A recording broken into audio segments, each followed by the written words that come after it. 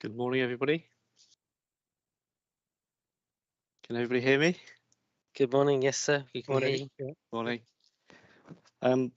Welcome back to what is week 4 of the examination of the Greater Norwich Local Plan.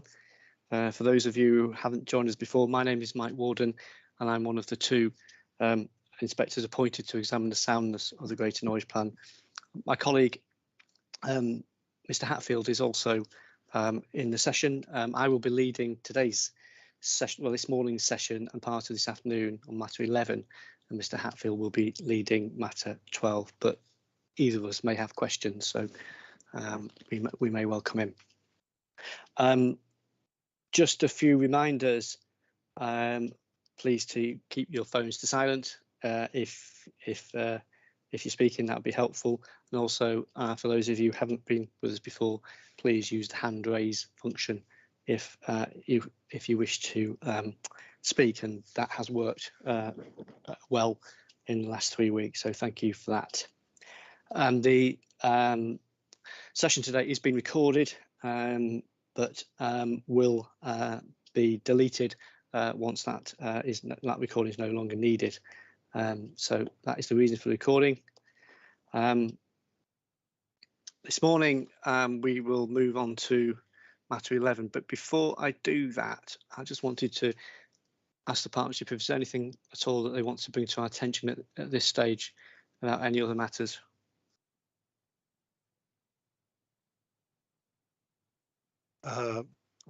There is something that we put on the website yesterday in relation to the Cringleford allocation. So if people would like to look at the website in the latest news, we have some updates on the Cringleford allocation. Other than that, there's nothing specific I need to raise now. Okay, thank you, Mr. Pearl. Thank you. Okay, right, so we shall move on to matter 11, which is to do with the housing and mixed use allocations, which are currently allocated in an adopted local plan, but which don't have planning permission. So these sites are already allocated, but just a word from us is that it does not automatically follow that they should be allocated in this local plan, and we've asked questions, and we'll be asking questions during the session about them to determine whether they should their allocation in this plan is sound. So we shall move on. Thank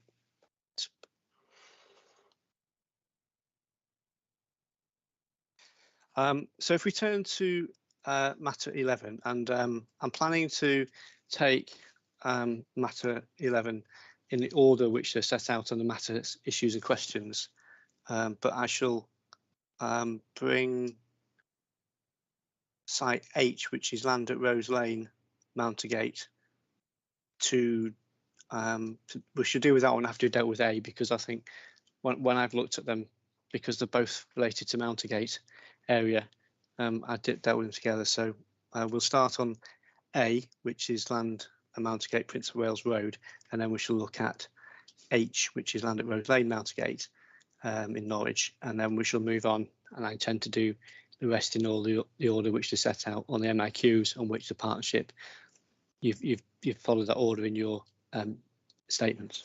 Thank you. So let's if we can just start with Mountergate then. Now, can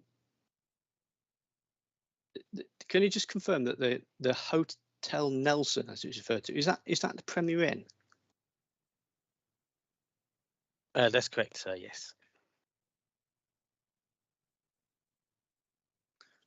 Mr. Hatfield and I stayed in that Premier Inn, and we just wondered, did we miss a more salubrious hotel within the vicinity? But you just confirmed it's the same hotel. Thank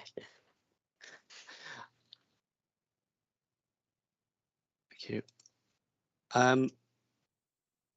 Can you tell me why this site has not come forward to date, please? This site was originally, or in the current allocation, is allocated as one site. So CC4A and CC4B are one allocation. Elements of CC4A have already been developed as multi-story car park and conversion of offices to residential and upgraded offices. So it's decided to separate the two allocations, so the CC4A and CC4B. We're discussing CC4B at the moment. There have been pre-application discussions on this site. However, the site owners have not brought this forward for a planning application and delivered this site to date. The site promoter suggests that a more ambitious delivery timetable and partnership assessed that a planning application could be made in 2022. Can you tell me what the position is in respect of a planning application, whether one has been submitted, or what evidence there is that a planning application may well be submitted in the near future?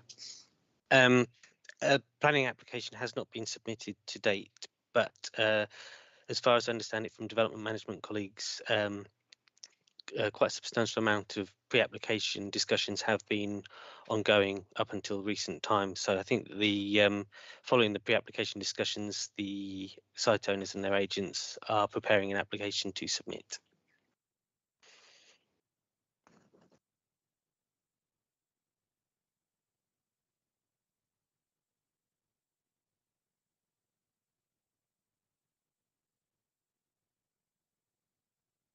I would also say that the agents have been actively engaged in the plan process and have submitted statement of common ground, and they have been in contact with development management and planning policy colleagues along the way as well. So they have been engaged in this process and have expressed a desire to progress through the development.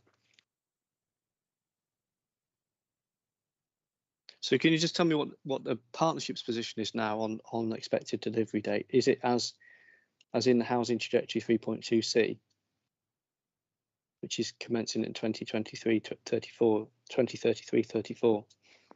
As we don't have a current planning application or planning approval, we took a cautious approach to the delivery. So we have that in there for that time. That's correct. Yes, we haven't proposed a change to the trajectory on that site. Thank you. And could you just tell me that you are now seeking a modification about retention of open space behind Hotel Nelson, as it's been described as retention, but actually it's not currently open space, and therefore it's not retention. It's a different word. Is that correct? Just to clarify, it's the fact that we've called it public open space, and at the moment it's private open space. So it's not retention of public open space because it's not currently public open space. So that's the reason for the change. So we provided some words which we have discussed and agreed with. I believe that they put it in their response in their statement of common ground, and it has been discussed with the partnership. So we're proposing changing from retention and provision of public access and public open space to the rear of the Hotel Nelson to simply provision of public access and public open space. But without being specific, that's in your. I'm reading from your statement, but that's in. Yep. That's without being specific where that is. Provision of public access and public open space. Yeah, it's not specified at this time.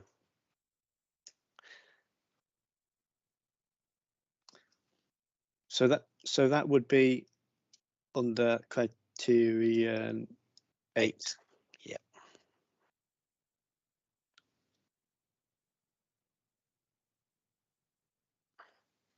Okay.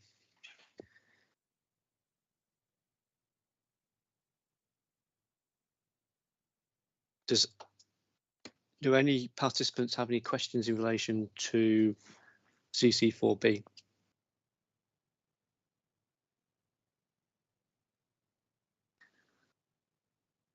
Can I turn to CC4A then, please, Mr. Walker? You said that was site H, didn't you? In the Site H, yes. Yeah.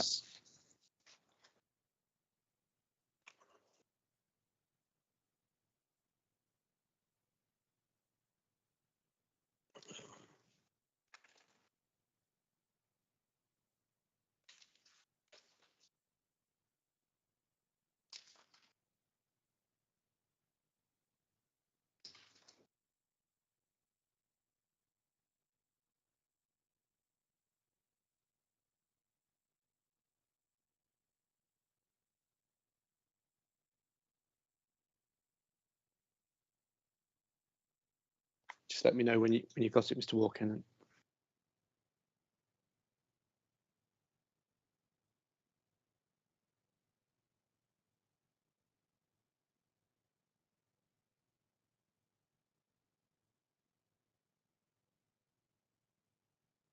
I found the page now, sir. GC4A, thank you. Yeah. Oh, right, okay, so this is across the road from the site we've just been discussing. That's correct. This is described as having multiple, it's smaller, 50 units, having multiple land owner issues, and so you're proposing that it should be allocated, it should be assumed to be delivering from the back end of the towards the back end of the planned period, and it is also a scheme that has an employment element. Is that correct? That's correct, sir. Yes, this is the site. As mentioned, I don't know if you've got the policy plan there. The multi-storey car park was part of the original CC4 allocation in the adopted plan. That's constructed and in use. I presume you possibly saw that when you were staying at the adjacent hotel. Yes, yeah. And also elements fronting Rose Lane were previously included in the allocation, but they have been converted or upgraded office space now, so they're no longer included. So this is the remainder of that element of the allocation between Rose Lane and Mountergate. I do have my colleague Andrew Turnbull on the call today, who because this site is in part ownership of Norwich City Council, I believe majority ownership. So Mr. Turnbull will be able to provide detailed background on this site if that would be beneficial, sir. Thank you. I'm particularly interested to just examine just look at the landowner issues and what those are, and whether the prospect of those being resolved to justify the allocation of the site. Thank you. Mr. Turnbull, thank you. Thank you, sir. The remainder of the site is actually now only in two ownerships since the other elements have been separated out. So the majority of the site is owned by the City Council, with the remainder being owned by the Great Hospital. We are in dialogue with the Great Hospital, so they are aware of our kind of current proposals, where there is a planning approval in place for a temporary use on the site of our land. We feel that it's likely to come forward as a kind of combined site, perhaps in sort of 5 to 10 years' time, so towards the kind of later part of the planned period. But the fact that there's now only two ownerships, and we are into dialogue with that other owner, we feel that it's realistic prospect of delivery. Thank you. And why does it need to be allocated in order to bring it forward? I think it's just because it's a strategic site that has had use as car park for some particular period of time, and we feel that it's probably more suitable to a residential-led development. So there is that change of use from previous, so that's why we feel it should be allocated. We also feel that it has the ability to deliver significant numbers.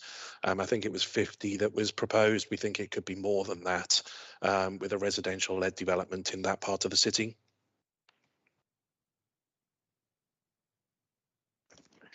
Thank you. The partnership is content to leave it in as 50 in terms of its assumptions at the moment. Is that correct? That is correct. So I just checked the wording for that to see. We say up to 50. So if we are expecting that it may deliver significantly more, it may be appropriate to change that to approximately or in the region of or a minimum of. I think that would, I would support that, sir. What's this would be, because it's a fairly small site, so it'd be, and the nature of it would be that these would be flats, wouldn't they? that's most likely so, yes. Okay.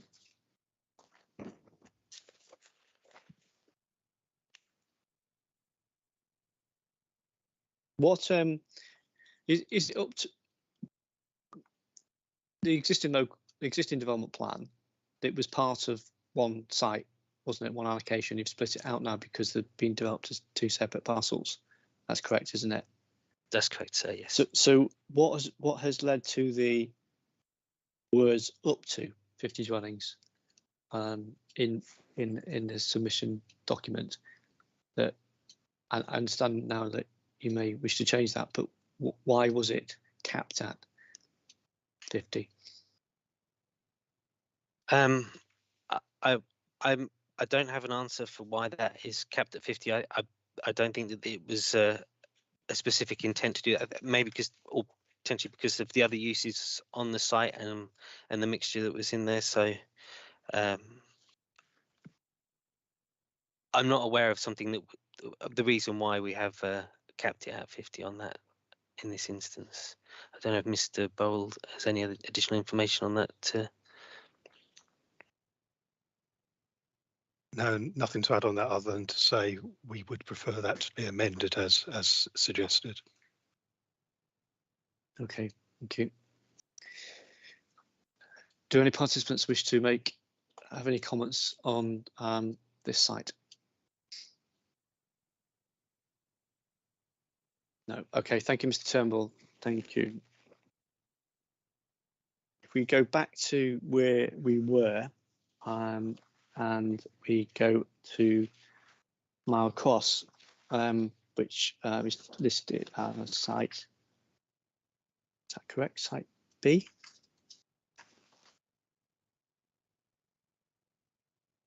That's correct, sir. Yes, this is another site in Norwich City Council ownership that Mr. Turnbull may be useful in this element as well on this matter. Thank you.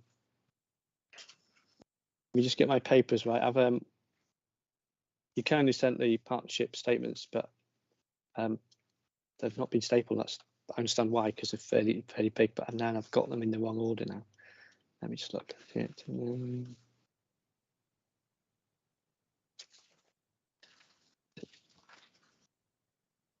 Yeah, Mile Cross.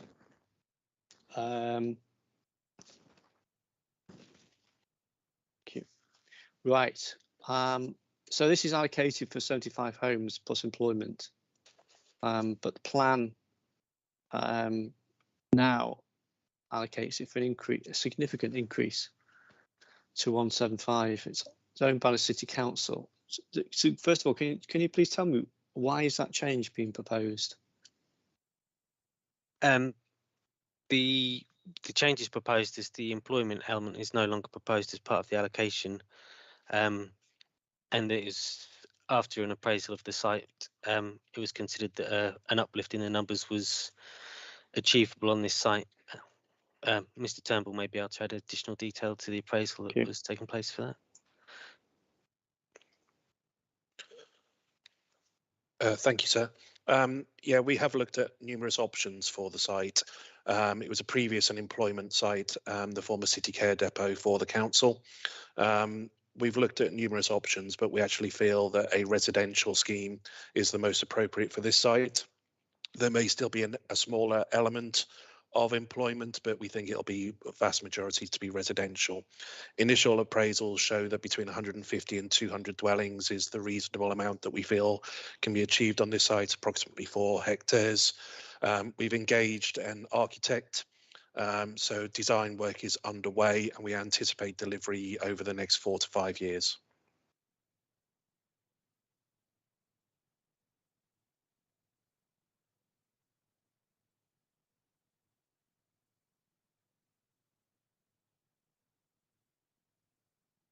Has the site now been cleared? It says it has. So is that completely clear? Yes, sir. All buildings on the site have been demolished and crushed. So there are two stockpiles of crush on the site. We are doing further works at the moment on the ground conditions, just so that we can understand foundation layouts, but it has actually been completely cleared now.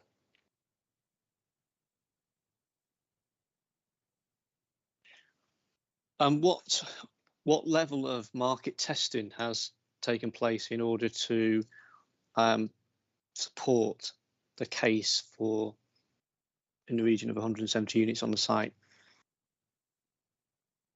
So previous designs that were undertaken when we were thinking that this would be delivered through our wholly owned company showed a master plan of about 150 dwellings. That was very much a market-led scheme, so lots of semi-detached houses with off-curtilage parking and various things. If it's likely now to be taken forward as predominantly social housing, where the requirements for sales is vastly reduced. We feel that more dwellings can be achieved through creation of terraces. We know that the vast majority of housing need in the city is for one-bedroom flats. So as a social scheme, we may use more flatted elements than it would have been as the private scheme that was originally designed.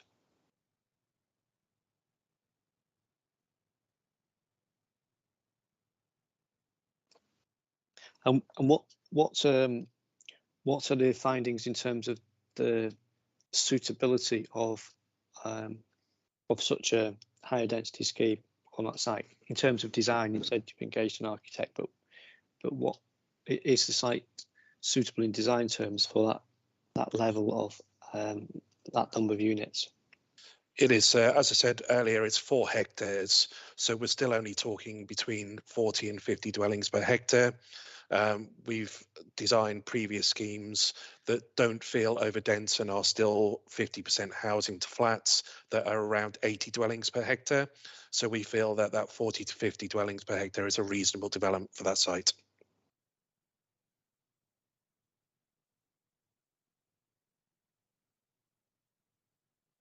Thank you.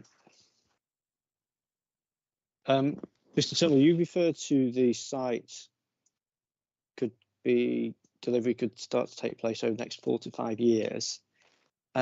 Can we just understand what is the position of the partnership in respect of where that site should sit on the trajectory?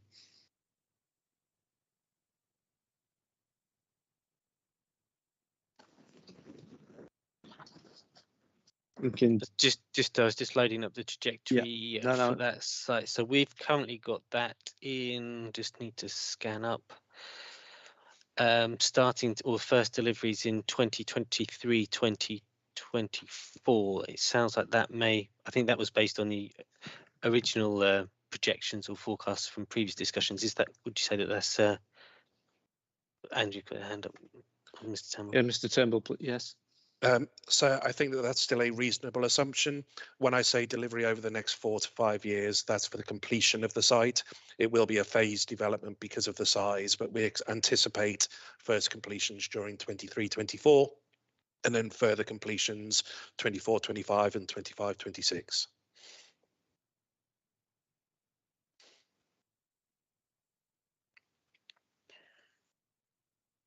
The delivery in 3.2C is 23, 24 and 24, 25, 70 units and 100 units.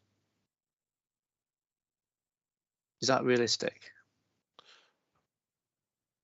I think because we have been slightly delayed, sir, I think that there will be some delivery pushing into the following year, but I think it will only be kind of early into that next following year. So I think just because we have had a slight delay, I'm anticipating that it will be over those 3 years rather than over 2 years that delivery would happen now.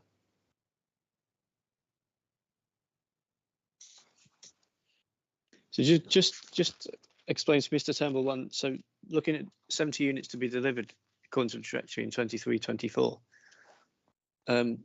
We're now close to 22-23. What's got to happen to get to 70 units being completed in 23-24? Certainly the planning process, we anticipate that we would be through the planning process later this year.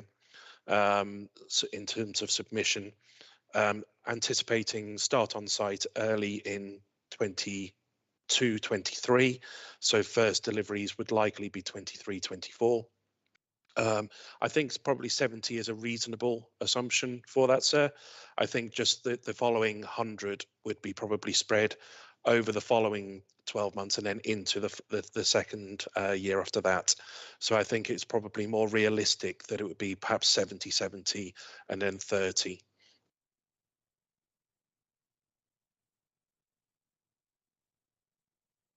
The ground conditions, sir, of what we are taking some more time on to understand that, to understand the foundation solutions that we require.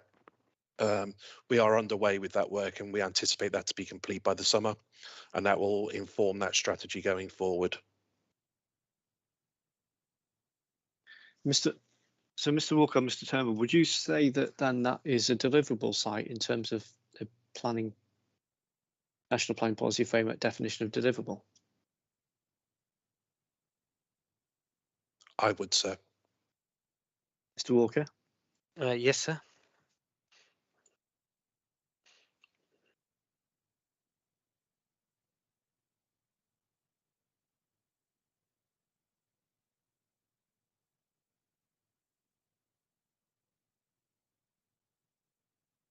Okay, well, we will reflect on that. It does sound rather ambitious from where we are now. Ms. Clements. Thank you very much. Just a very minor point, if I may, sir. I'm conscious that there might be a bit of an inconsistency in a couple of these sites. So we just heard about site CC4B, that without an application or an approval, the council wouldn't be looking at delivery on that site until 2033-34, notwithstanding what is sounded like to be significant pre-app advancements. So I'm not quite sure why that would be the case on that site, and on this one, which doesn't sound to be in much of a dissimilar position, it will be coming forward so much quicker. Thank you. Thank you. Mr. Turnbull? I think what I would say, sir, is that we are engaged with the design team. We do have an approved budget for the entire development to be social housing. That means that it's not subject to a delivery pace for a sales. We can deliver as and when the units are ready. We will be delivering them at scale rather than necessarily just doing it to deliver to the market. So therefore delivery times are likely to be much quicker than a market scheme would be. Could I also add to that, sir, that this site, as we've discussed, is a brownfield site that has already been cleared. Work has commenced in preparation for the delivery of the site in this instance. Okay.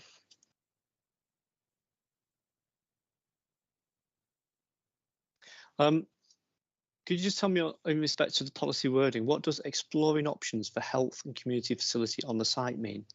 And what implications does that have for the number of units and the bringing forward the site delivery? Mr. Turnbull.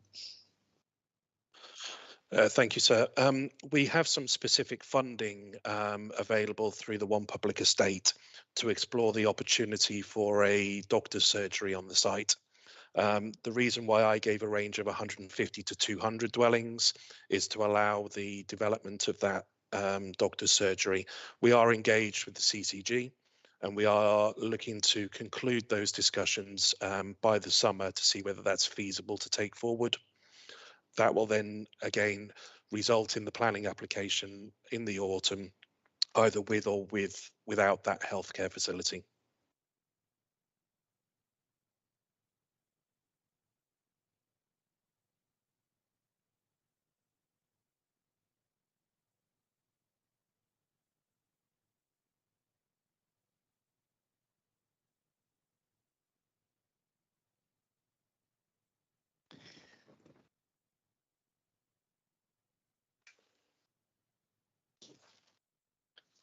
Just one moment. Just get me shuffling between various papers here, as you are, no doubt. Just one moment.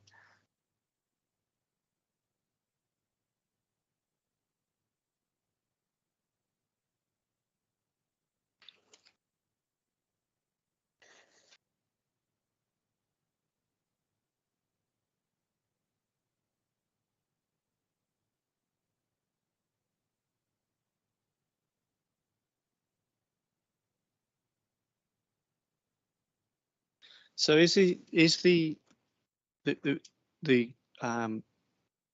health facility that you've referred to, Mr. Turnbull, is that classed within the policy as within associated community uses? Is that how you'd see that? Yes, sir. And that's not an option, as it were. That is a requirement of the policy because it's allocated for residential and associated community uses. So without those community uses, a purely residential scheme would not be policy compliant.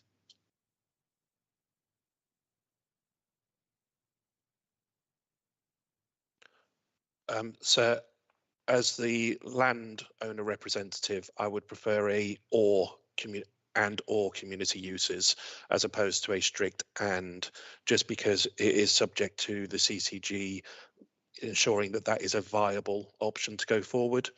That is the only realistic community use that we would want to put onto the site. There are other community facilities within the locality, such as a community room, sports and other facilities. We did explore some further leisure uses, but again, they were not viable. So as a landowner, I would request an amendment, but that's for the partnership to comment on. I'll be happy to respond on this. So we would be happy to have a modification for flexibility over that healthcare facility. So we will propose a modification to you on that. What are the implications though of not providing that facility on the site? What are the implications for the community?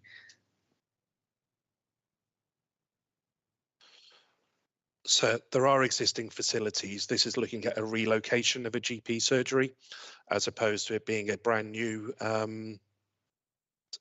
GP surgery. So it is a relocation. So there are existing facilities. It's just that they are looking to relocate.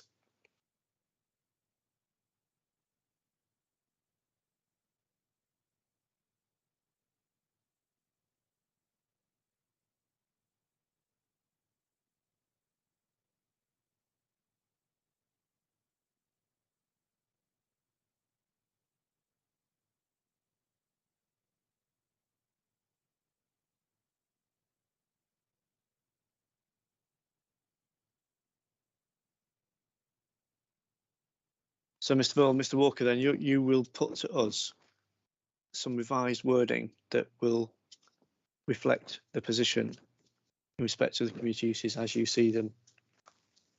Yes, we will, sir. Okay, thank you very much.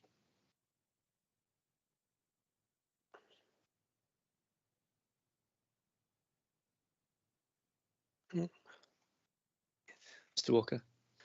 So, yeah, I was just looking through the policy again. I just wanted to, I'm pretty sure I could clarify with colleagues that we mentioned here about the Swanton Road Recycling Centre, so long as it is retained. I'm 99% sure that that has now been relocated and is no longer there. So we probably would want to update that because it is no longer there. It's not subject to being retained. It has now been relocated. That is correct.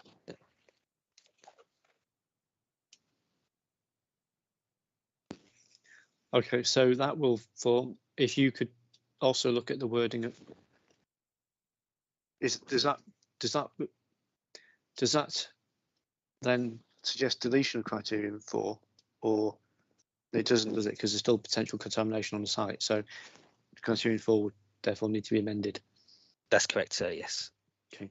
So if you could include that in your suggested revised wording to us, that would be helpful. We will, sir. Thank you, sir. Thank you. Ms. Clements, are there any other comments that you wish to make on this site? Thank you. Thank you very much. Could we turn to C, please, which is the Royal Mail facility on Thorpe Road?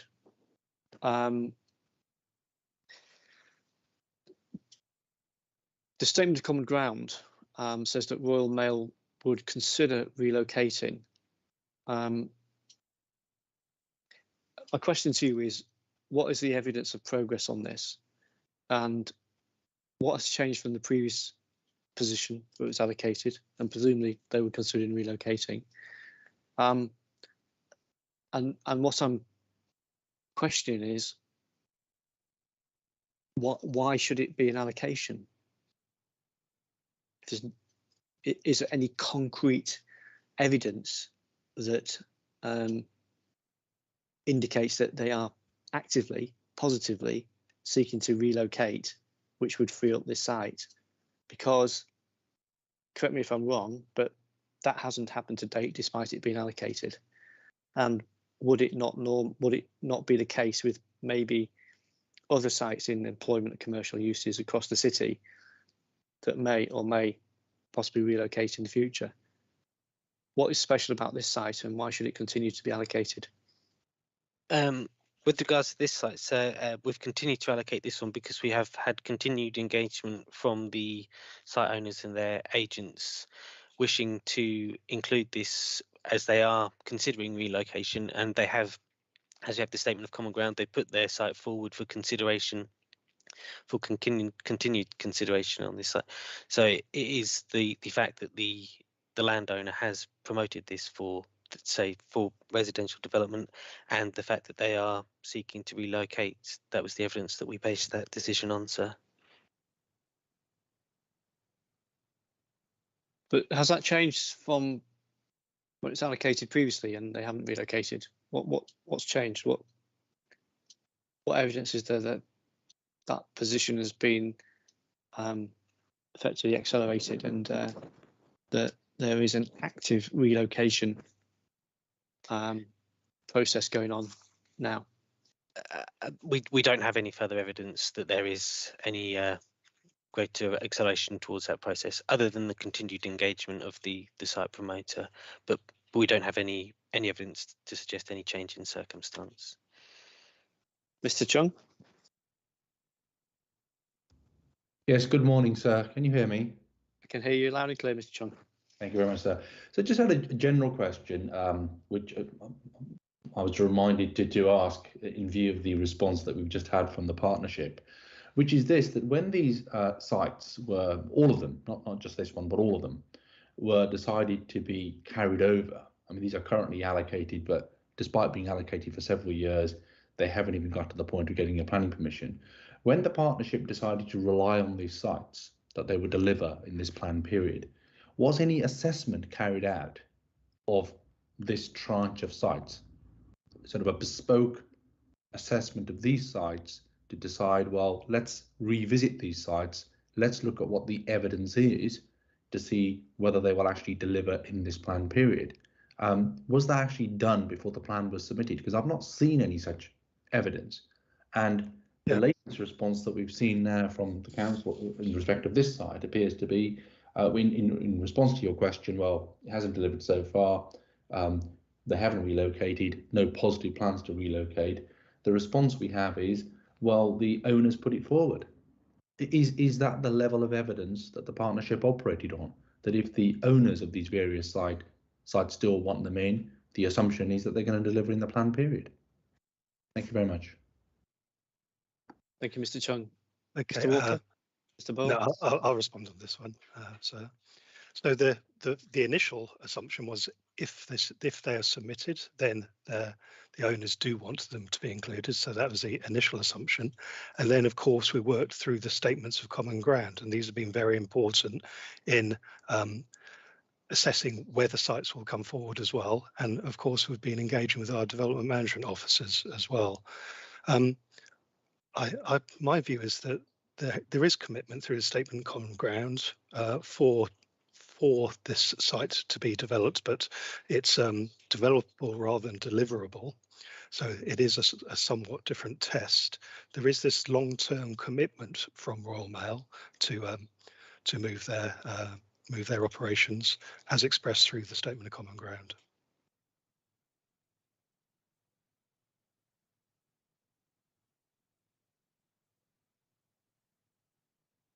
Mr. Chung.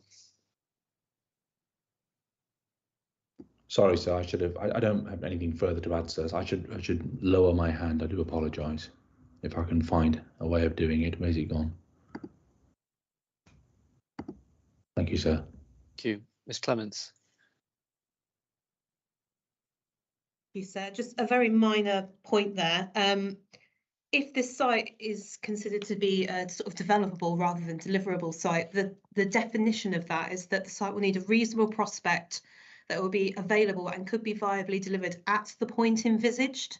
And I think it's at the point envisaged, which is really important here, because we don't have any commitment to, I mean, the wording of the Statement of Common Ground, I think, is actually quite telling, where it says Royal Mail would consider relocating. You posed the question, Sarah, about whether they're actively and positively seeking to relocate. That wording doesn't really indicate that to be the case. And if we can't be confident that at the point this site is assumed to be delivered in the trajectory, that's the point at which there will be a reasonable prospect of relocation, it can't be deemed to be a developable site. There is just not enough information here to come to that conclusion and to adhere to that definition. Thank you, sir. Thank you, Ms. Clements. Mr. Ball, do you wish to add anything in response to the point that Ms. Clements has raised? No, just to reiterate that the site was submitted, and the Statement of Common Ground expresses the view that it is a developable site. Mr. Ball, what, if any, are the implications if the site is not allocated?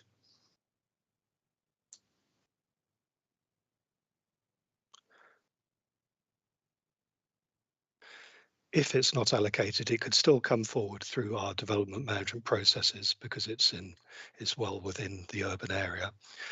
We would prefer it clearly to be included as part of our trajectory, because it is a site we think there's a reasonable prospect of it being developed.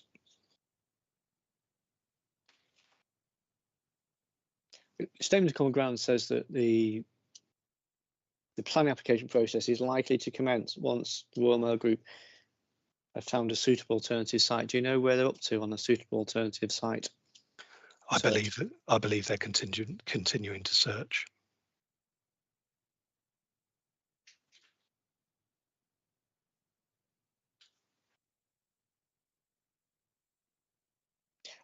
And do you have evidence of that? I don't currently, but we could engage with them further to assess where they are with that process.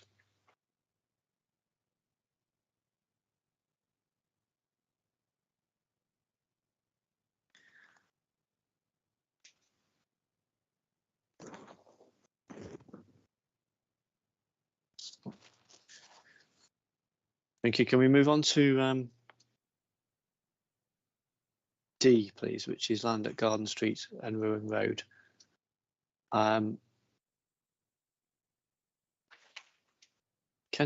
This is 100 homes later on in the plan period. Can you please explain to me why this site hasn't come forward? Hello, so this is another site in Norwich City Council ownership. If it's maybe appropriate for Andrew Turnbull to provide the most up-to-date evidence on this, would that be acceptable? Yes, thank you. Thank you, sir. We had hoped to bring this site forward. However, there are some leasehold interests within the site, which has prevented it coming forward to date.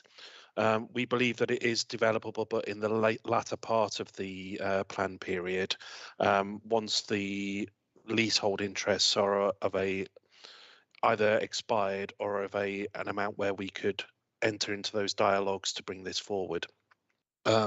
We think there is a reasonable prospect. We do own the site in its entirety. It's just those leasehold interests that have prevented it being brought forward so far.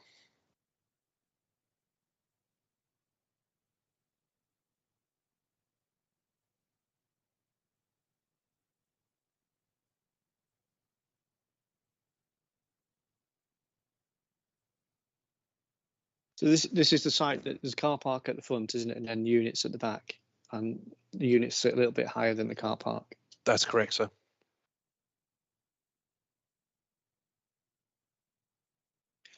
The statement of common ground says progress will be made towards a preferred solution in 21-22. Can you give us an update on that, please? Yes, sir. So it will actually be 22-23 where we are exploring those options now. What we are looking at is during 22-23 carrying out feasibility studies for the likely development and the feasibility of the 100 units.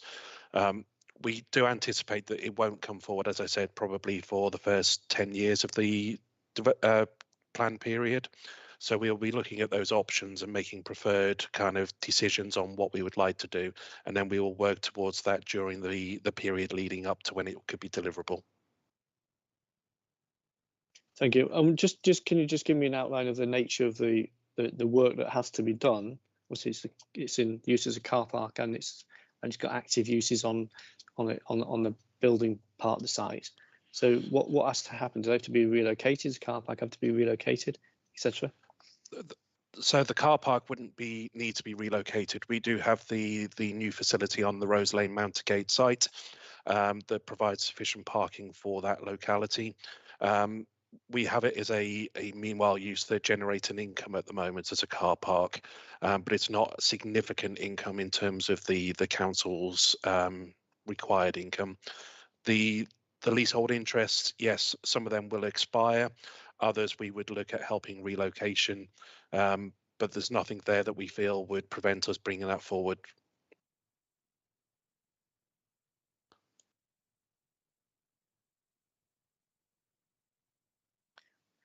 Ms. Clements, I think this was another site that Holsbury may have referred to. Is that correct? Do you wish to make any comments?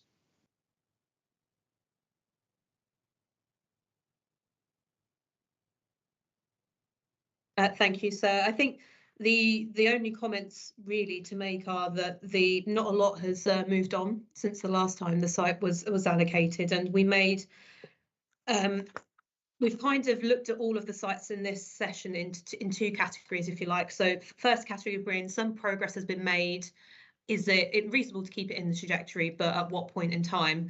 And then the second category being sites where there doesn't seem to be any movement and no discernible kind of difference in the allocation of the site from last time. So should it be in there this time? And I think this fell into the latter category for us, really. There's certainly when we wrote the matter statement, there wasn't anything compelling in the council's evidence to indicate that things were moving at pace.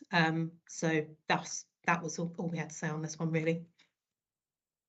Thank you, Mr. Clements. Mr. Turnbull? So I would just state that in next year's budget, we do have a significant amount now approved to take feasibility studies forward on a number of sites. And that will include engaging architects to do initial designs, doing surveys and other reports to see the deliverability of these sites so that we can be much more certain going forward. And we have a budget of £800,000 next financial year to look at a number of sites across the city. So I think whilst it has been delayed to date in terms of taking this site forward and others, we have commitment from the council for next financial year to undertake this work. Thank you, Mr. Turnbull. And policy refers to housing-led mixed-use developments. Is that still what is proposed? I believe it is, yes. We do want to look at a possible employment and residential development on this site.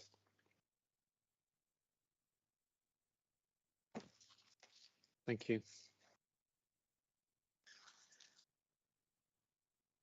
Can we move on to the former electricity headquarters on Duke Street. This is a site for 100 homes.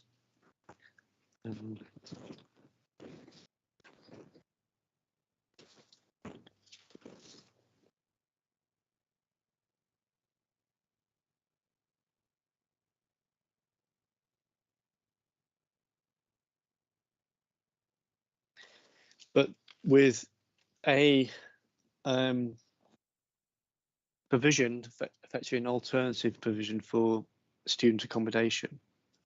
Can I just understand how this policy relates to policy that would have that's in the for the site in the previous local plan?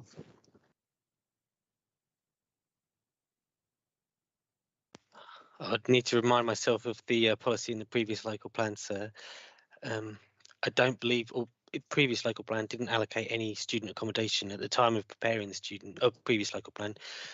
Student accommodation wasn't really something that there was any interest in Norwich. It wasn't something that was need to be considered. So this is something that has changed over time and is now actually student accommodation is a very popular form of development within the city. Does that answer your question, sir? So what is the why this site for as an alternative for student accommodation? What is it about this site that has led you to take this approach now on this particular site? When the Norwich City Council produced a purpose-built student accommodation advice note, we did some research into the purpose-built student accommodation development within the city, and different areas of the city were considered appropriate or looked at for their appropriateness for student accommodation.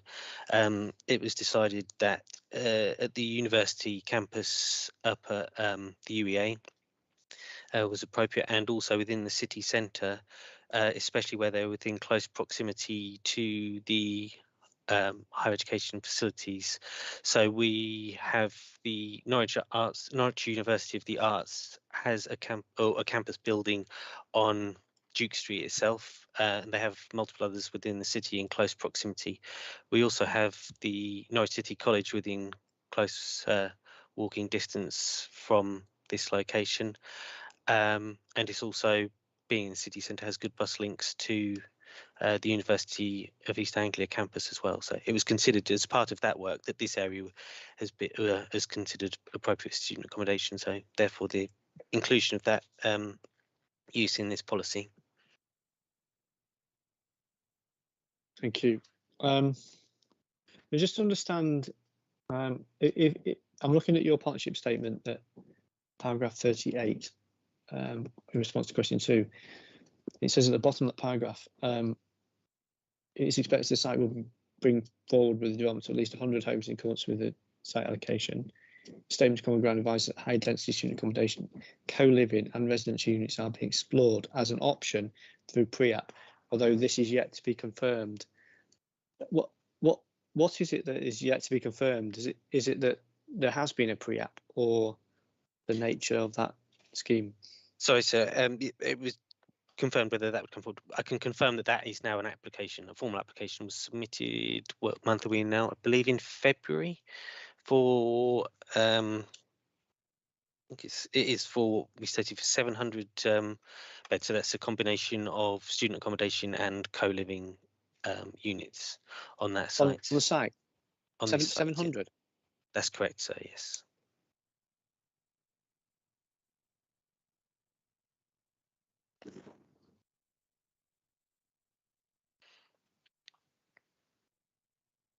So there's an application for 700 units on this site? That's correct, sir, yes. That's a fairly significant departure from the policy that is before us. That's correct, sir, yes.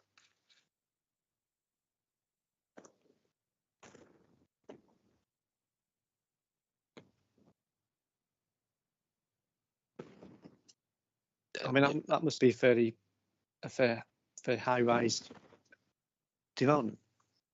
I'm not familiar with the content of that application, sir. I would just like to add that this information wasn't available at the time of Regulation 19 or at the time of the submission of the plan. This is has progressed since the submission of the plan. I believe that Mr. Hill has put his hand up as on the call, submitted the application for that, so he may be able to provide additional information. Mr. Hill, are you able to help us? Good morning, sir. Yes, that's Ian Hill from Bidwells. That's not a site down to speak on, but I think, as Mr. Walker's just said, we do as a practice know quite a lot about that site. An application was submitted in February for the comprehensive redevelopment of the site to provide 717 student and co-living units. To pick up your question about the scale and density of the site, the scale, the density is in accordance with planning permissions that have previously been granted on the site. The parameters that those consents have established, the City Council has been very keen to see that they can't be breached. So effectively, the scale of that development is in accordance with what has previously been granted on the site. Just in terms of the breakdown of those uses, it's 480 student units and 237 co-living units. And also, if it just helps for context, to pick up one of the earlier questions about the departure from the emerging. Sorry, Mr. Hill, just to interrupt. I didn't catch the co-living units number, Sorry, it's 237. And thank you very much. Hopefully, I've got my maths right. Sort of. Yes. Worth checking though. But just to pick up a bit of the history of the site as well, I think Mr. Walker's articulated it. There was a new owner that purchased the site just over a year ago, just after, I believe, that the Reg 19 consultation finished. They've moved very quickly into pre-application discussions with Norwich City Council, hence why there is that difference between the policy and the emerging policy and essentially what has come forward as part of the planning application. So hopefully that provides some useful background information. Thank you, Mr. Hill. Is the planning application Redline boundary contiguous with the allocation in the plan? Yes, that's correct. It is essentially the same one. Thank you, Mr. Hill. Mr. Walker or Mr. Bowler, is there anything you'd like to add to what Mr. Hill has told us?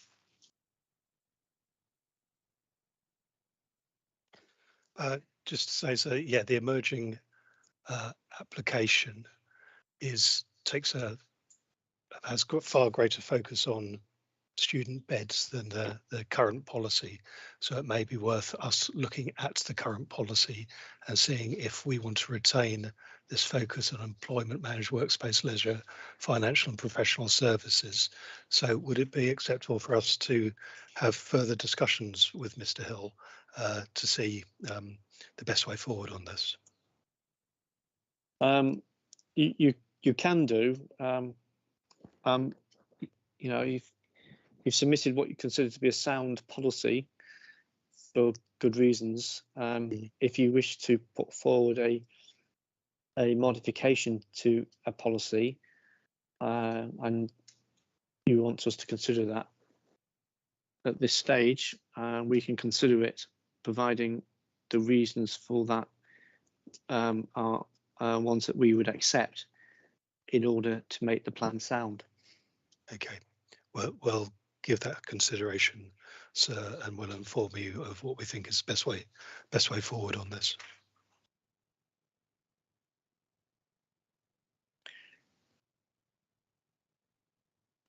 Yes, I suppose a point to make is that we are plan led. Yeah. Not application led. So the policy needs to be made, any change to the policy needs to be made in order for soundness. and that the policy as submitted would not be sound without those modifications.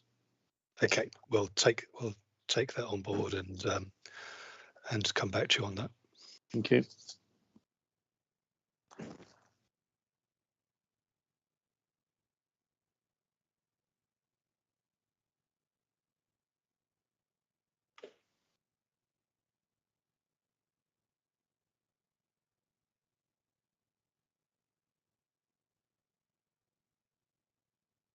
I mean, I just wonder, Mr. Bull, whether, I suppose it's a general point that that's not been referred to in the partnership's hearing statement, and I just wonder whether, had I not asked the question, whether you would have put forward a modification. Well, it's new information, sir. So had it not come up, then no, we wouldn't have done. Had this information not arisen, we wouldn't have considered it. But as I was trying to get at, we're only want to consider it, whether it's appropriate for a modification. Thank you.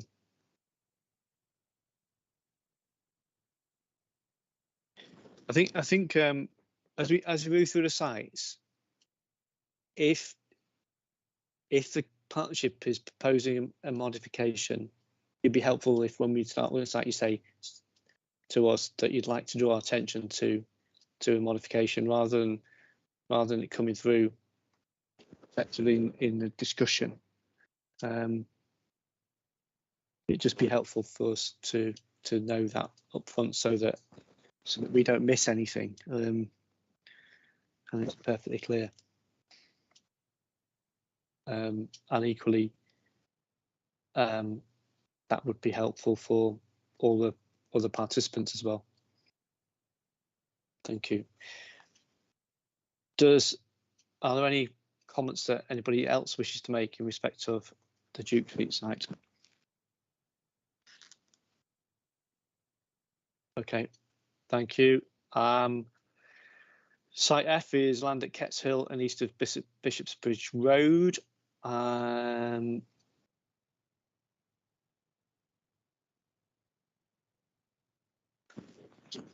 to the site.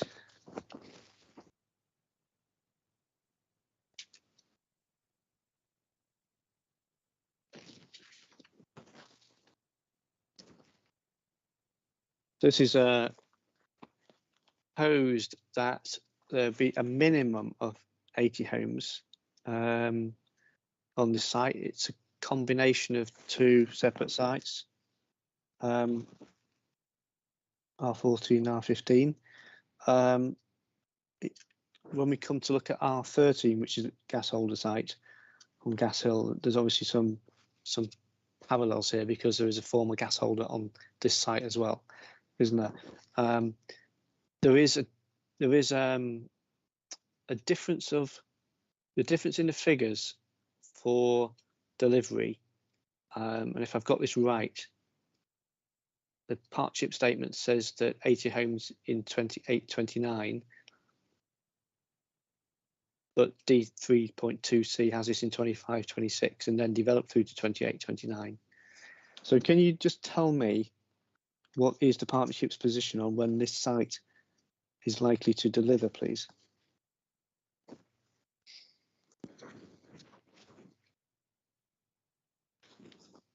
Sorry, sir, could you clarify where the difference is stated again? I've got D3.2C. Where did we state a different date in the, was that in the MIQ, did you say? I've just made my notes.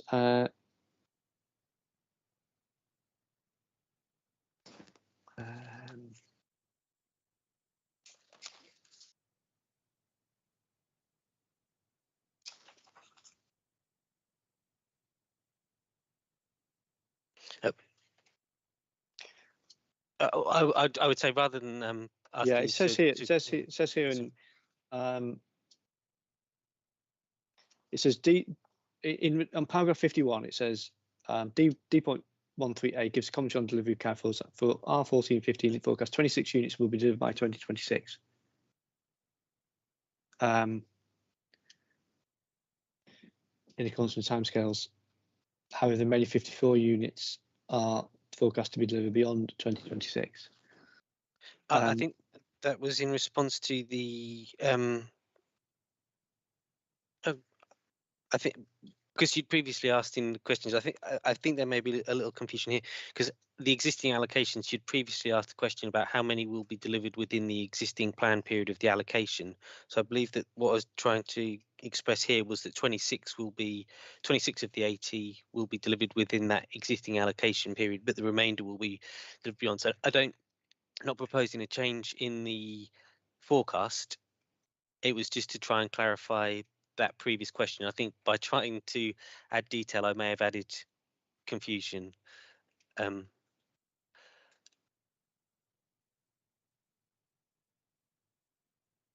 Thank you. So in D3.2C, yeah, it's a 26, 25 and 4.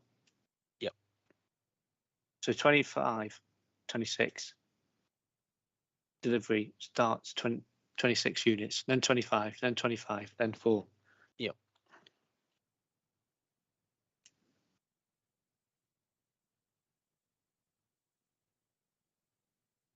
I believe that this forecast was based on information provided in the statements of common ground.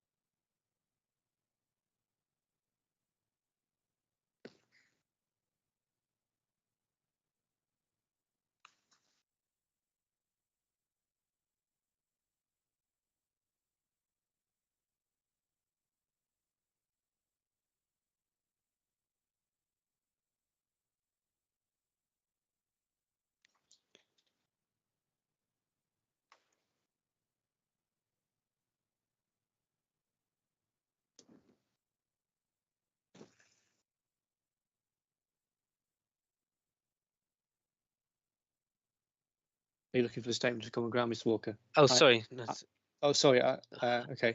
So I was looking for it, and I was waiting for you to respond. sorry. We were waiting for each other. Yes, sorry, Mr. Ball. The statement of common ground is D2.39, and it does agree with the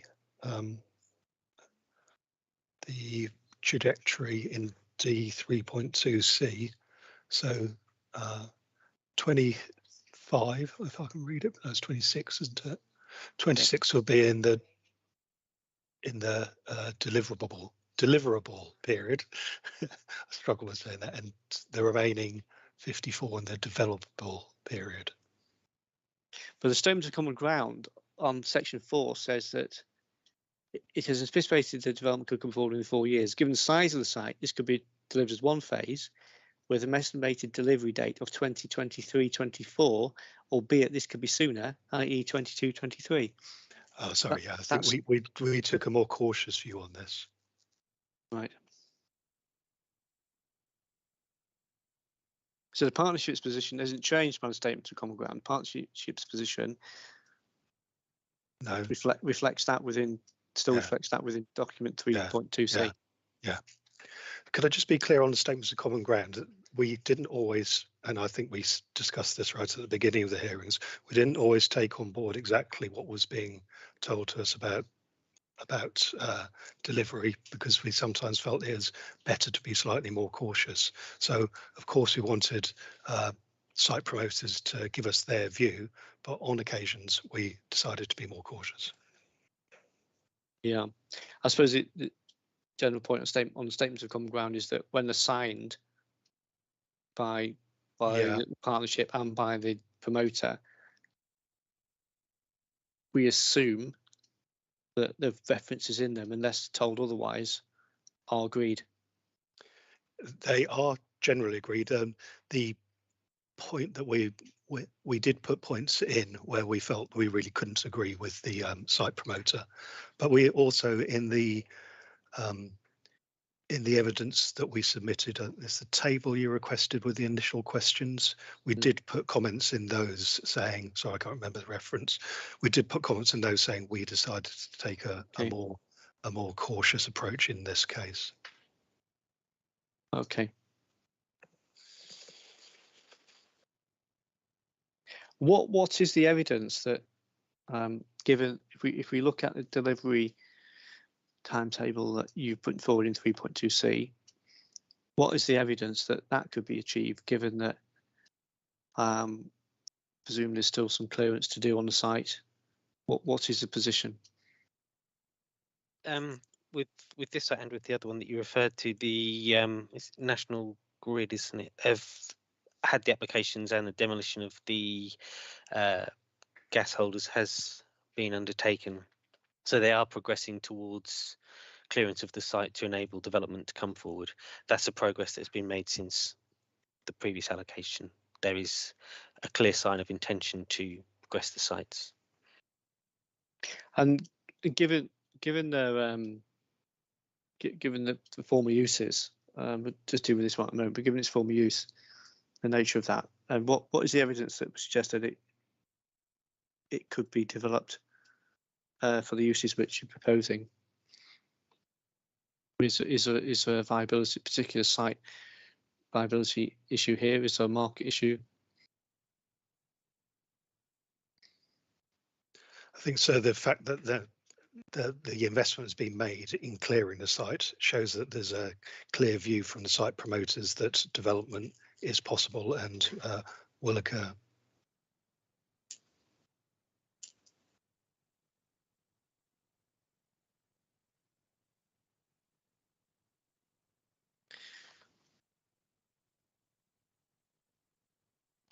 So given, just so I'm clear on this, the partnership's expected delivery schedule, the trajectory.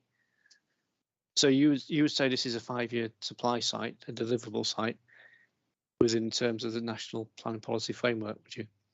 Well, we're saying that the first tranche of houses would be within the 5-year land supply. The remaining would be outside. They would be in the developable period. So it'd be 26 if I need to 26 within the 5-year land supply and 54 outside it. Where's this development up to in terms of its planning application? We don't have a current planning application for this site. Is pre-application discussion taking place? I'm not aware of any pre-application discussions for this site. I could find out whether any have been undertaken.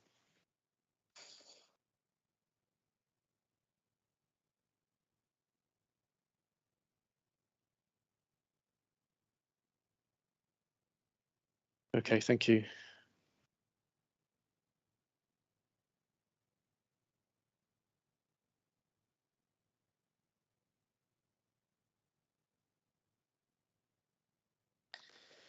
Okay, thank you. Can we turn to the high water treatment works, please, which is R31,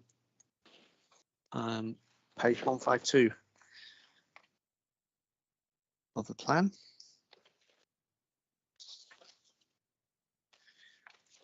This is proposed for 60 homes.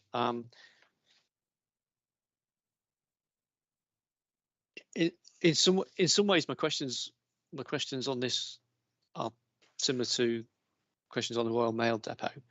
The site is still in operational use, and Anglian Water are wanting to, I suppose, release, from what I understand, release part of it for development and retain the remainder. Can you just confirm to me what is the position on the site, please, and what positive steps have been taken by Anglian Water to bring forward the part of the site which is seeking to be allocated in, which is allocated in the plan? Thank you. So this is a very similar situation, as you state, to the Royal Mail depot. We have had, the site was promoted by the landowners, and they have been in active engagement throughout the process. So there is an intention to develop the site so far as we understand. As an existing allocation, we thought it's appropriate to carry this forward and support their intentions in that matter. Could I just add, sir, that this is significantly different to the previous allocation? This is on a far smaller area of the site. Now, Halsbury in their evidence referred to the £36 million investment in the high and water treatment works. This has taken place. This was the largest investment that Anglian Water made anywhere in their very large area that they cover in the last AMP period. So this has taken place. That's to do with a water transfer and protecting the SAC, the River Wensum SAC. So that investment's taken place. So that means that the eastern part of the site is now available for development. Previously, they had submitted the whole of the site, and then when the need for water treatment works, changes to water treatment works came up, that obviously meant that they were not going to develop the western part of the site, but we're now in the position where the eastern part of the site is available.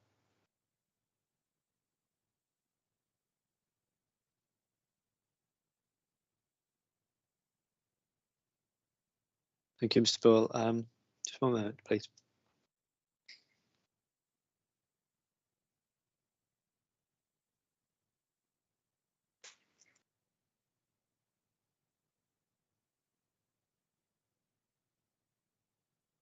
So in the hearing statement, it says that Anglian Water has not yet progressed the planning application or sought pre-application advice. So what discussions have taken place with Anglian Water in respect of the site? They have advised us that they're promoting the site for development. They're keen to do that, and they have advised us that this won't be before 2025, and they're going to seek to engage with the council on details at that time. So, as I said, it's a developable site rather than a deliverable site, and they have given us clear intentions on the timescales with which they are intending to engage with us on these matters.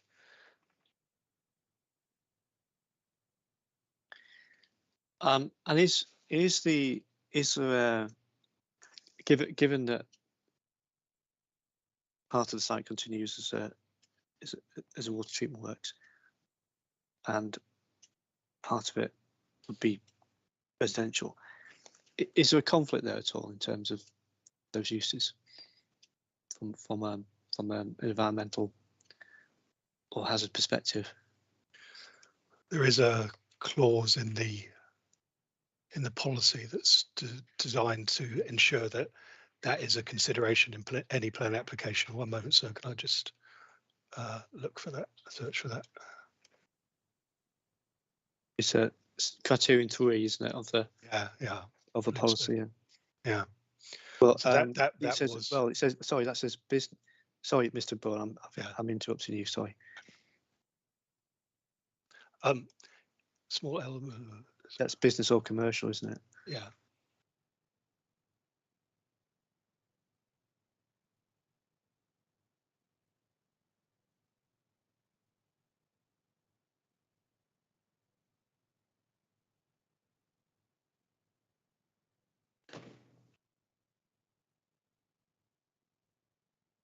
Yeah, sorry, that refers to business and commercial.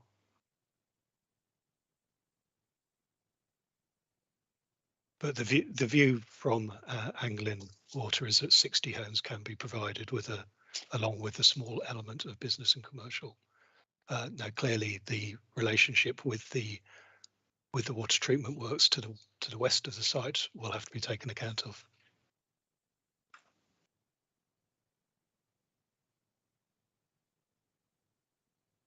Thank you. Are there any other comments from participants in relation to this site?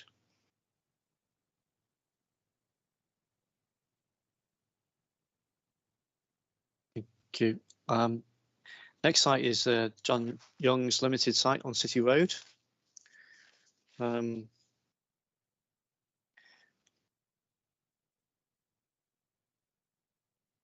Which is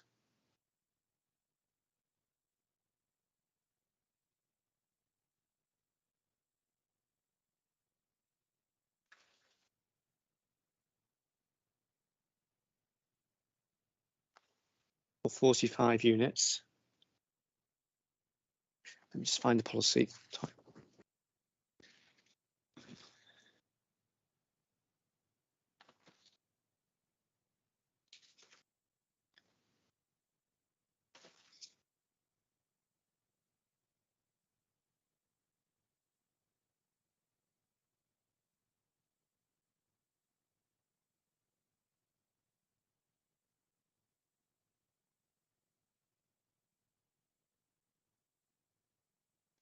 I think this one is similar to some of the other sites, Mr. Walker, Mr. Ball, that the promoter is more optimistic in terms of its early delivery than you are. So you're putting forward 26, 27. Is that? That's correct, sir. Yes. The reason that we have taken a more cautious approach is that whilst the landowner and promoter have demonstrated that they are vacating the site and some uses have left the site, we put a bit of extra flexibility in our trajectory to allow for the remainder of the existing uses to relocate from the site, and also for the planning application to come forward. So this is a building which has been in manufacturing use, but the building is still there, isn't it? That's correct, sir. Yes. So the proposal would rely upon the building being demolished and the site cleared. Is that correct? That's correct, sir. Yes. That's is to an extent. I think the policy does include for ensuring that elements are retained. Criterion 3: retain and convert the Victorian building in the northeast corner of the site. I mean, so the partnership's position is that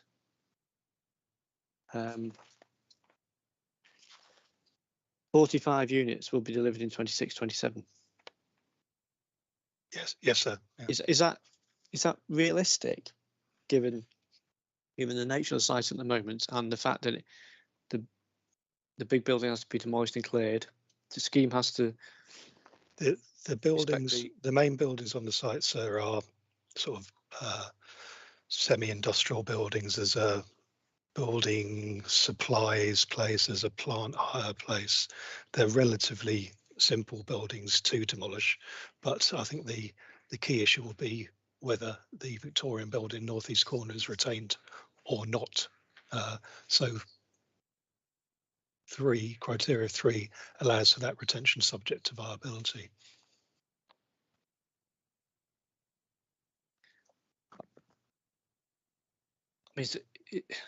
I suppose my question is that 26, 27 delivery realistic given where we are now on the site? Yeah, I believe so, sir. Yeah. Is Mr. Carpenter on the call? I believe I think he's the representative for this site. Would I be correct, Mr. Carpenter? Yes, you are. Yeah. I can fill you in with a bit more detail, sir, if that's helpful. Please do, Mr. Carpenter. Wearing a different hat today. A different hat, yes, yeah. So we act for the RG Carter Group, who own the site, and I think I can update you a little more on the likely deliverability of the site.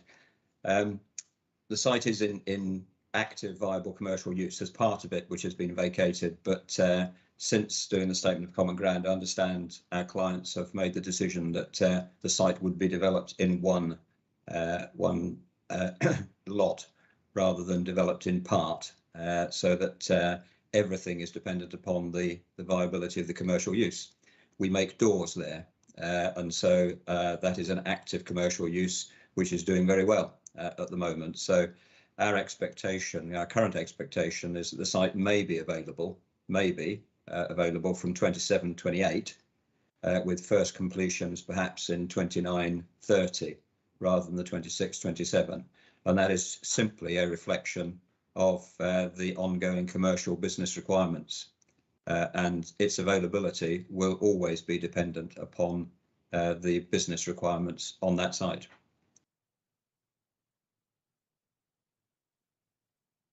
Thank you, Mr. Carpenter. So that's a different position to the partnership, what the partnership has just told me.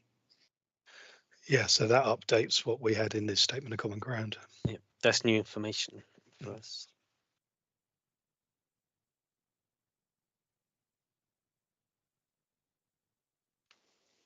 Mr. Carpenter, is the site promoter position that the capacity of the site at 45 is still appropriate?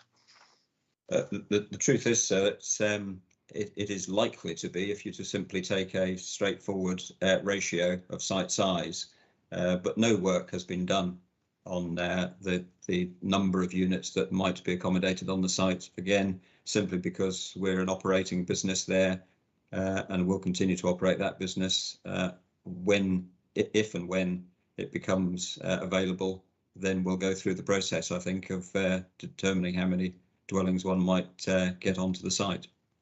I think it's an illustration, isn't it, of the ever-changing circumstances, and in part, I suppose, the fragility of the submitted trajectory, that when you're dependent upon sites that are in active commercial use, then there's always a question mark as to when they might come forward.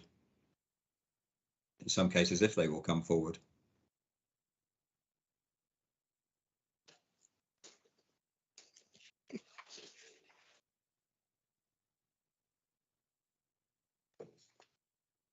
Is there a question mark over this site, Mr. Carpenter? The question mark is only, I think, about when. There's no doubt it's a suitable site for residential, surrounded by residential uses. It is simply a question of when, and there's a certain amount of guesswork in that, given the fact that it is going to be dependent upon the success and viability of the commercial business. The commercial business will always lead the way in this particular matter. Sorry, I'm sorry, I just picked up on when you said if. So. Yeah. Okay, thank you. Is there anything that the partnership wishes to add? No, there's nothing to add. Okay. Right. It is now just 11 o'clock. It's nearly 11 o'clock. So we've been going an hour and a half. So I'm proposing that we will take just a look. Just looking ahead. We'll take a break now. I think we'll take a 15-minute break. So we'll come back at 11:15. Thank you. Thank you, sir. Thank you.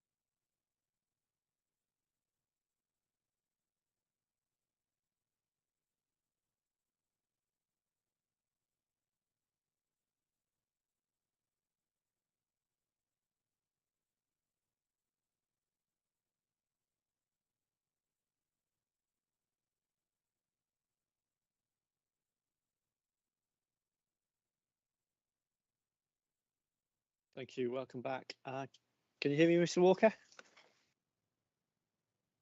I can hear you, sir. Yes. Thank you. Okay, we're going to turn to site J, which is Westwick Street car park at CC30, and that is page 114 of the plan. Can I just understand, just to clear something up with Holsbury? Holsbury, Ms. Clements, if you can just, on your table 7, you have the site down as 250, but is that an error?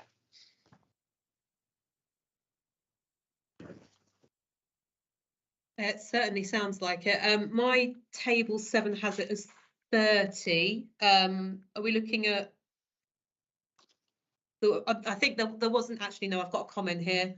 Error on our submitted statement. The table for this site was duplicated from the one above. So yes, it's that's an error. Don't worry about that. Right.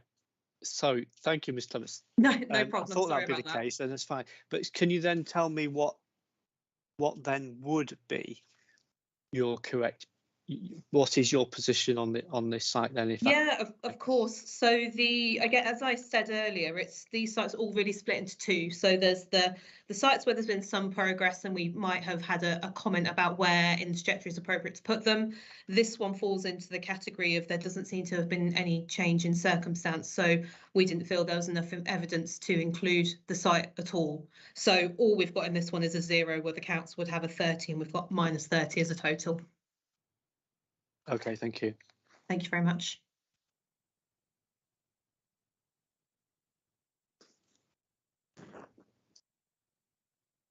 Mr. Walker, can you just explain to me a little bit about the site and your what is the evidence to effectively counter what Ms. Clements has said about the site not being a developable site? If What would I you could say? also say, if I could come in first on this, and this is another city council owned site, and then if Yeah. I could pass over to Andrew Turnbull, I can provide the reasons why the site hasn't come forward at the moment. Initially, it would be because it was adjacent to another site allocation, which is the Barn Road car park. I forget the reference of that one, which is no longer in the plan because that recently developed for student accommodation, and that completed a year or 2 ago. As both Barn Road and Westwick Street were surface car parks, it was necessary to retain one of the car parks at least in active use whilst the other one was out, because it's close to the city centre. There's lots of businesses around there, there's residences, there's all sorts of things that require the use of the surface car park in that location. So it wasn't going to be developed in tandem with the other site. Since the Barn Road development has completed, we have been in the coronavirus pandemic, and the Westwick Street car park has been in use as a testing centre. So no progress is being made on that. Presumably, the way things are moving, that will no longer be required. I think I'm not up to date. Sorry, on the pandemic and the testing centre requirements. I know there is still the tents and units on there that were associated with that, but I've not been passed recently to see whether it's in active use. With regards to the forecasting, if I could pass over to Andrew Turnbull, would that be acceptable, sir? Yes, please do so, Mr. Walker. Yes, thank you. Mr. Turnbull. Yes, thank you, sir. I think Mr. Walker's absolutely correct. What we've also seen, though, is that even pre-pandemic, the income from the car park was reducing. So this is one site that we do feel is developable. It's, again, one of those sites that will be carrying out feasibility work next financial year towards having a look at the options.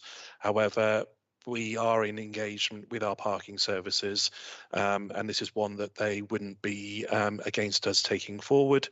We do have car parks very, very close to this at St Andrews and others that we would direct people to. So we don't feel that the car park use will come back to the previous levels, and therefore we would like to see this taken forward as an allocation. Thank you, Mr. Turnbull. Just So I'm clear then on the expectation on delivery. I think it's 2030, 31. Is that correct? Is that realistic? Just tell me why what's led you to come to that year.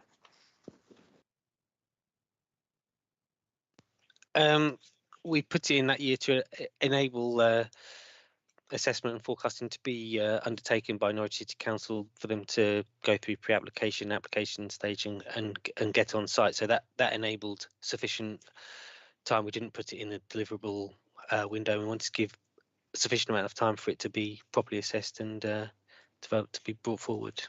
I don't know if Mr. Turnbull can add any detail. Yes, I think that's possibly a cautious approach, and it may come forward before then, but we do need to undertake that feasibility work. I don't think that it will be delivered within the first 5-year period. So within the second 5 years, I think is a reasonable assumption. But whether it takes the 8-9 years that's currently proposed, I think that could come forward slightly earlier than that. Thank you, Mr. Turnbull. That's helpful. Can we turn to Hurricane Way, please? Just so I understand about this site, so this is R29, page 147 of the plan. This is can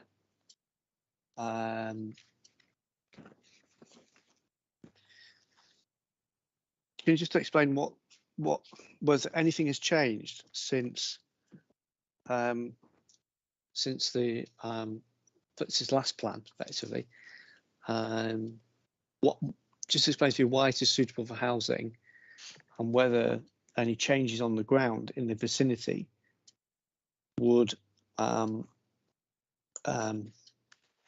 constrain its ability to come forward for housing.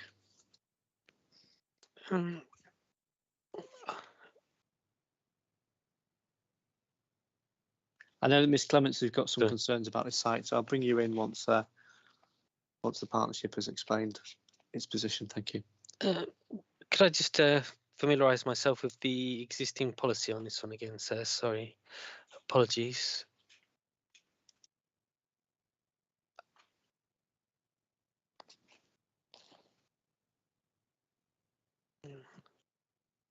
It may be worthy of update at this time as well. This is another site which is partially owned by Norwich City Council, but this site is currently being marketed for sale by Norwich City Council and Norfolk County Council as part of the wider airport industrial estate.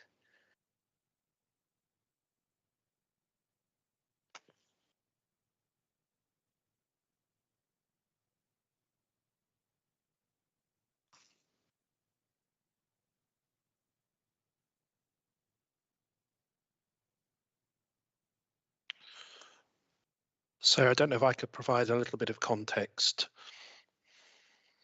Please do, Mr. Turnbull. Yeah.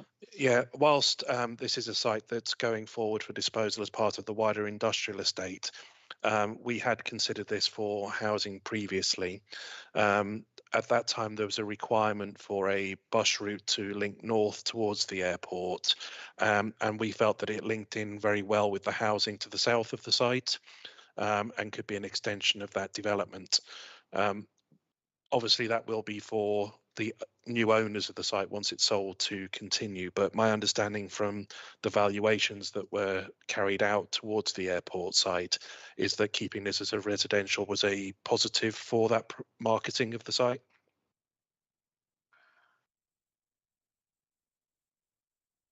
So residential could take place on parcel A or parcel B?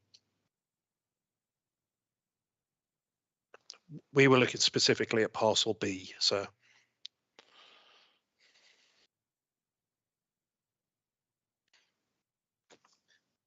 The policy would enable residential development on parcel A as well as development on parcel B.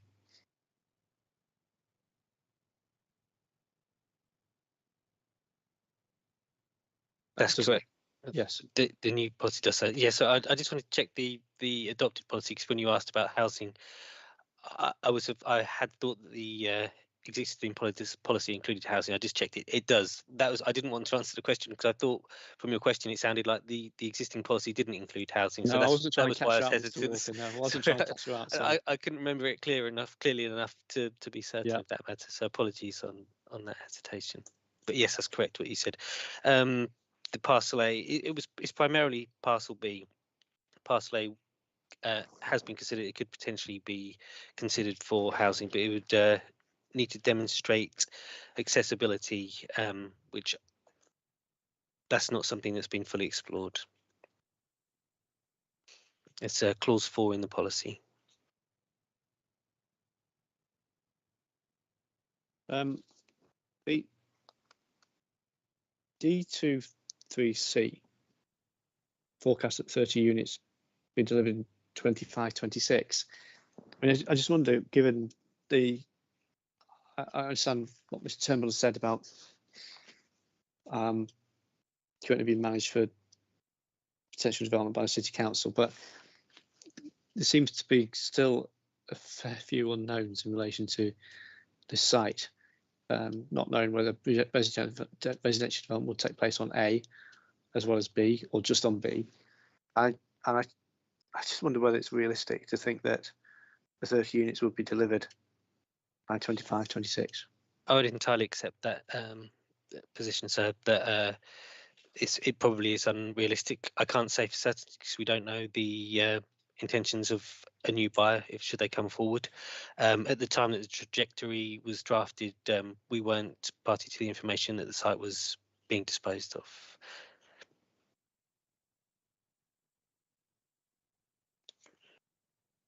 So it'd be later in the plan period in terms of what the partnership's position then now, in light of that information. Clarify if Mike Burrell, but I think that would be appropriate approach. No, I agree that would be an appropriate approach to put it further back in the trajectory. Okay.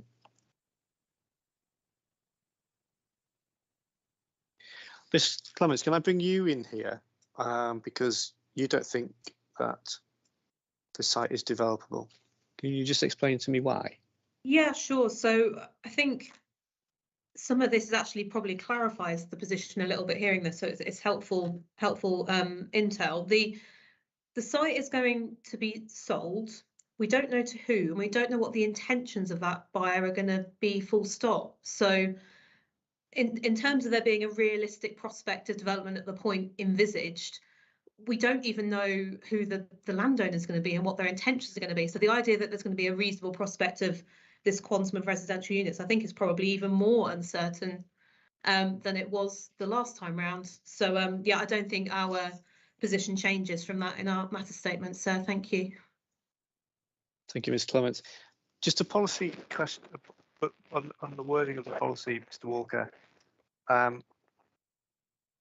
This is a common question. Says that Sarah, I think your microphone. Sorry, it wasn't coming through.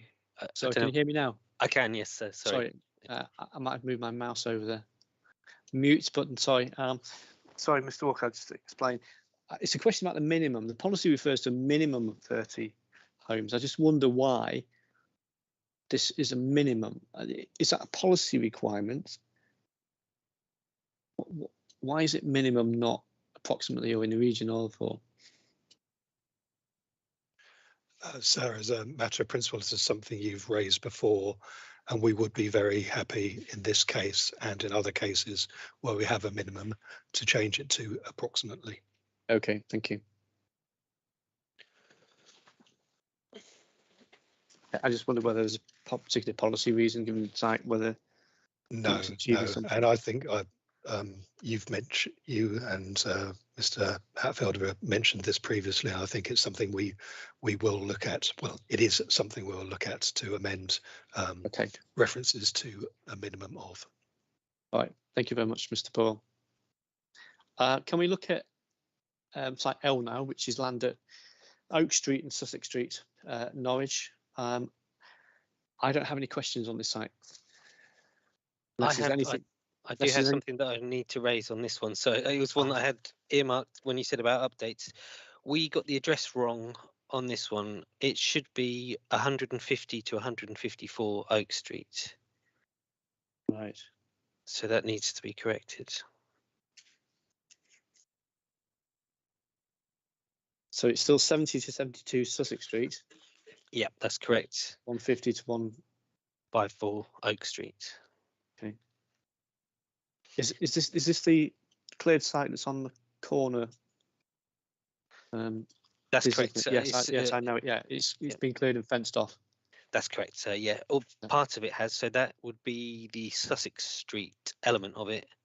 The 140 to 154 was, so Sussex Street was CC9.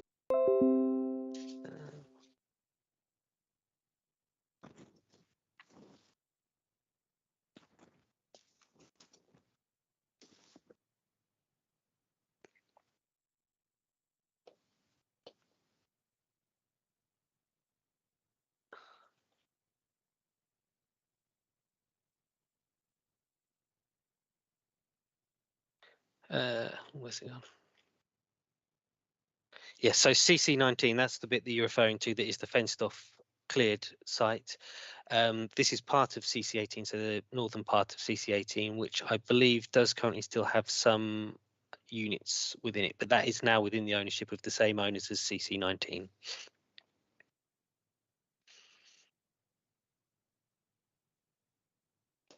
Thank you. So that would need to be a modification to change the basically the title of that policy. Yes, sir. But the boundary of the site is correct. That's correct, sir. Yes.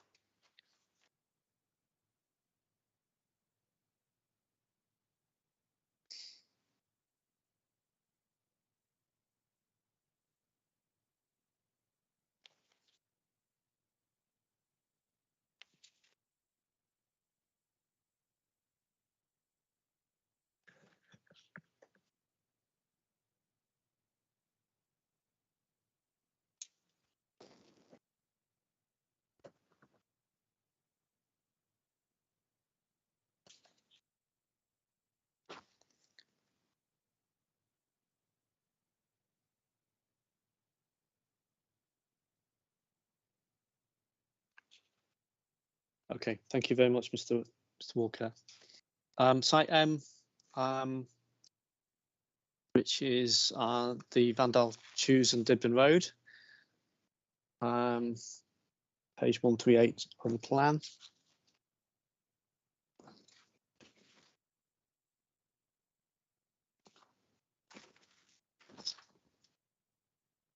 Well, 135 policy 135 policy R17. Again, this is 25. The bill can look at the minimum. Can you just explain to me the position on the site, Mr. Walker? Is it vacant? Is it cleared? Is it proposed to be converted or demolished? The site is vacant. It's not cleared. There are locally listed buildings on the site which the policy seeks retention of, subject to viability. We do have the site promoter on the call with us today, Mr. Riley. Good morning, Mr. Riley. Good morning. Good morning. Yeah, no, that sounds right. Probably the opposite of the consideration you were thinking about with John Young's site. There is a building on site that is not in a commercial viable use. It's empty. The landowner's keen to sell it and move on, so to speak. And we were, in our original discussions with Sam and various others, we were moving through a pre-app process. It was all gathering pace, and then the deal fell apart, the land deal. So it's back in the market. They're clearly looking for a new buyer. That might affect delivery trajectory that you've got down. Yeah, because it's down as a 25-26 site. So given what you just said, it might need to go back. Is that correct? I would say you're probably looking to push it back at least a year. But I would say I think 25 is probably quite a low number for what I think the site can get. I think you're more like the minimum should probably be about 35. in the region of 35. And also, we're a little bit concerned about this locally listed viability confirmation. I mean, the building's locally listed.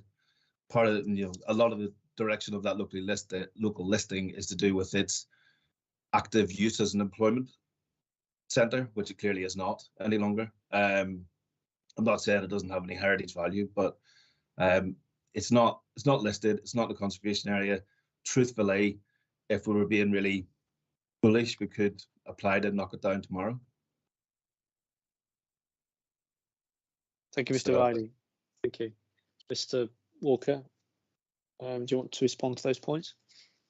With regards to the quantum of development, if this is a allocation that does, I guess this is a conversation to be had, whether a minimum of 25 would be acceptable in this instance, with the recognition that there may be potential for further to be delivered on site. I don't know whether that makes a significant difference between minimum and approximately. With regards to the locally listed buildings, all of our allocations have been through consultation with Historic England and conservation officers. And whilst I appreciate Mr. Riley's point on this, we would like to retain in the policy recognition of the locally listed buildings and seek to at least retain some, to explore retention of these buildings or conversion, the possibilities. I don't think we would feel comfortable just accepting their loss at this time.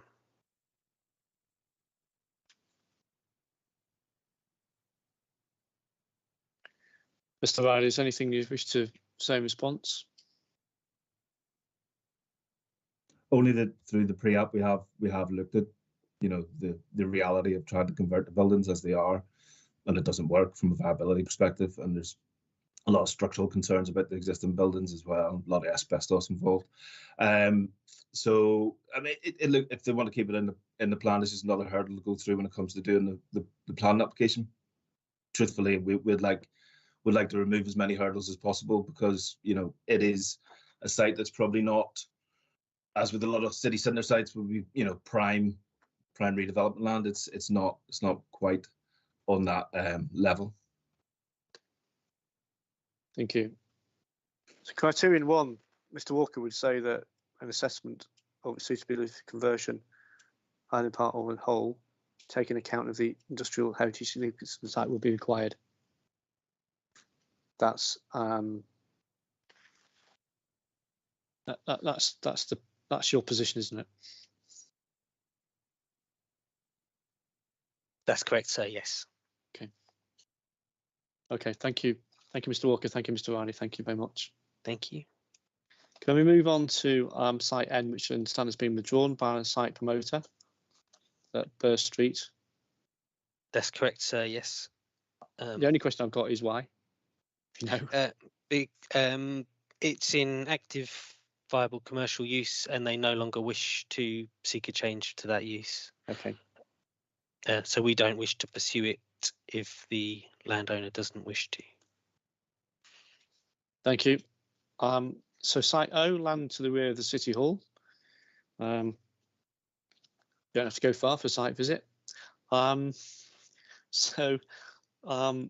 is CC24 on page 110. Just to clarify, I understand the point about minimum, Mr. Burrell, that we've talked about. My question was, is there a policy reason about minimum around density, or is it just what we've already discussed about the wording?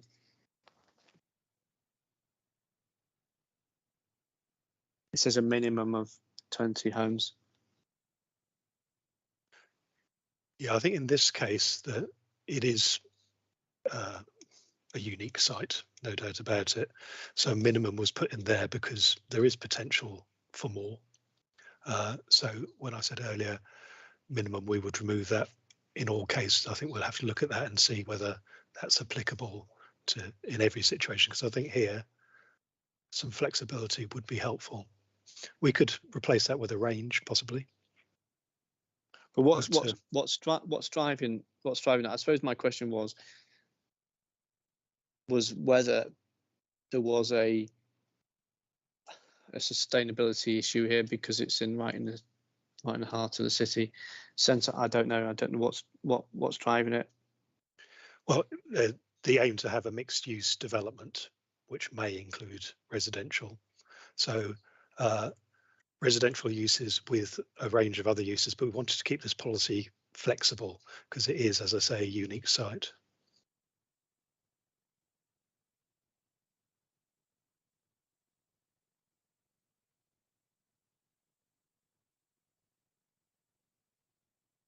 Unique in what sense? Well, it's wrapped around by a city hall, which isn't common, and obviously listed buildings nearby. It was formerly the car park for City Hall, which was then demolished, and there's now basically a hole in the ground that's being used by the police at present, because the police station is one of their uses on the City Hall building that backs onto this area. I was going to ask you about that because the Halsbury have said that the site is in active use by the police. It is. I just wonder whether, Ms. Clements, you could just explain why that would mean that the site is not developable within the planned period. I think it's more of an observation rather than a reason why it wouldn't be deliverable or developable. I think the more pressing point from our position is that not a lot seems to have changed with regards to the status of this site since it was allocated the last time round. I think I'm right in saying the statement of common ground 2.33 advises that work is required to explore development options for the site and then to be followed by a planning application. But I think exploring development options is a very, very early stage in the game. I mean, it's not clear that that is going to directly link to a 20-unit scheme. So I think it's probably I'm probably quite repetitive in what we're saying on quite a few of these sites, but it just doesn't really seem to us that there's much in the way of clear evidence to show that things have moved on since the last time it was allocated. Thank you very much. Thank you very much, Ms. Clements. Mr. Bowell, Mr. Walker. We've got Mr. Turnbull in the call again. This is a Norwich City Council owned site again. Excuse me. Okay, Mr. Turnbull, thank you. I think, like I've said previously, sir, I think this is one that we want to look at the feasibility of next financial year. We are aware that the car park is in active use by the police station. There is an element of the site that could potentially come forward ahead of that fronts onto St Giles Street. So we could look at that in kind of part of the site and then do a hybrid application for future development. But it's one that we definitely want to explore next financial year. Okay. Thank you very much, Mr. Turnbull. Thank you. Can we turn to site P, which is Hobro Lane on King Street? This is a site for 20 units to be completed in 28-29. There is a reference again to minimum. It is within the city centre.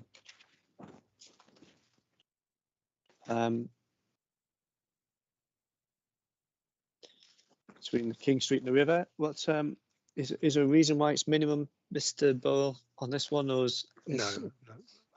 Okay. I don't think so. There have been applications previously for higher density developments, but I think we'd like to make this approximately. Okay. I mean, the site's it's fenced off, isn't it? It's not developed. It's not in active use. That's correct, sir. Yes. Yeah. So is it what is the reason why it hasn't come forward before? I believe it's just the landowners haven't brought it forward. Like Mr. Bowles said, there was a consent previously, but that wasn't developed. The site has buildings at risk, listed buildings at risk register, which front the site, and the adjacent site, St Anne's Wharf, was recently developed. I'm not entirely sure why the landowners haven't brought this forward for development to date. But they have been recent pre-application discussions again with our development management colleagues, which are still ongoing. So an application hasn't been submitted, but there is a live pre-application discussion with the site owner. Okay. I'm not entirely sure on this subject, but I'm not entirely sure whether the ownerships have changed within the period. But it's not something that I can confirm. But okay, thank you. So is it partnership position is that it's not a deliverable site, it's a developable site, not to be completed within the next 5 years? that's correct, sir. Okay, thank you very much. But I think from the pre-app discussions, I understand that they are working towards submission of the planning application soon, but don't have a confirmed date for when that will be. So. Okay, thank you very much. Can we look at the King Street stores? There's a reference to the application of 20 units being refused last November. Do we know why the site was refused? This is another site that you mentioned about flagging up the need for amendment. So this was one that we would be seeking an amendment to. The application went to planning committee and was refused. This is to do with criterion 3, where we've put in the policy there, removal of the existing trees at the King Street frontage to facilitate reinstatement of the historic street frontage is acknowledged. Subsequent to writing the policy and submission of the plan, those trees, local community were concerned, were TPO'd. Planning application was considered by Planning Applications Committee and they did not accept the removal of those trees. Mr. Riley is again the agent for this site and may be able to provide greater depth of information on this. Thank you, Mr. Walker. Thank you, Mr. Walker. Mr. Riley. Yeah, I mean, as Sam says, we submitted a plan application. We did quite a lot of pre-app. Did submitted plan application. The application was recommended for approval by officers. The application would have resulted in the loss of the trees to the front of the site and the reinstatement of the historic building line, which, according to the council's design officers, heritage officers, and English Heritage, was the right approach. The locally listed building was retained, and essentially a policy compliant application, which was put to planning committee and refused, much to our annoyance. We are in the process of submitting an appeal, which should be in the next month, 2 months. Clearly, we are going to run the course of the appeal process, probably have a hearing, I would have thought, of some description. And so that, you probably know better than I do in terms of appeal dates at the moment, but, it's a year probably to get that determined. We would be very reluctant to see the policy change as it is. And we haven't really had any engagement with anyone about changing the policy as proposed. And we would clearly want to have further engagement with the partnership if that was to be the case. I mean, Sam's alluded to some change with regards to point 3, which is clearly one of the major sticking points with the application and the, what will be the subsequent appeal. And we'll be keen to hear what that is. Thank you, Mr. Riley. So, was that the reason for refusal, the trees? When you get to the nuts and bolts of it, yeah. Okay, but Mr. Walker, did you tell me a few moments ago that those trees have been subject to a tree preservation order now? They have, yes. That was subsequent to writing the policy, so it's a recent. I mean, it is in the conservation area, so it was not as though the trees were not protected or being considered. So what the partnership is seeking now is an amendment, a modification to remove criterion 3. Is that correct?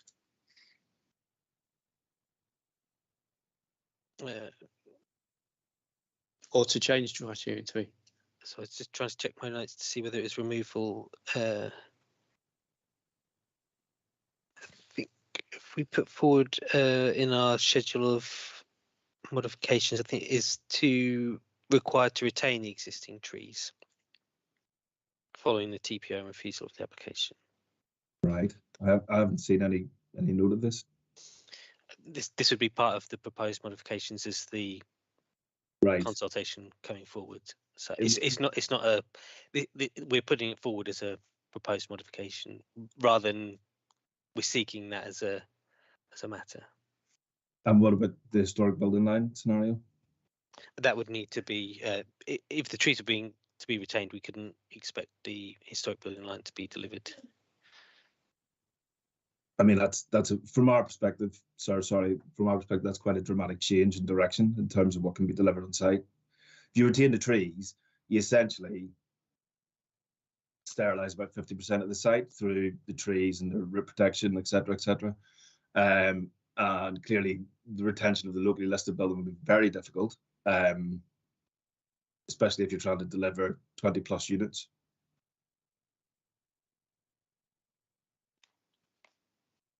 Mr. Walker, what was the reason for the? So can you confirm with me that tree preservation order has been put on? Sorry, I can't. I have a copy of it. You have a copy, Mr. Riley? Yeah. So, Mr. Walker, have you got?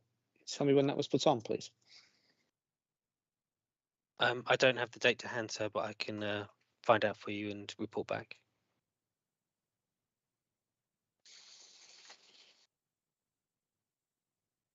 It was put on during the course of the plan application, during the life of the plan application, without any real consultation with us, which was really quite disappointing. Okay.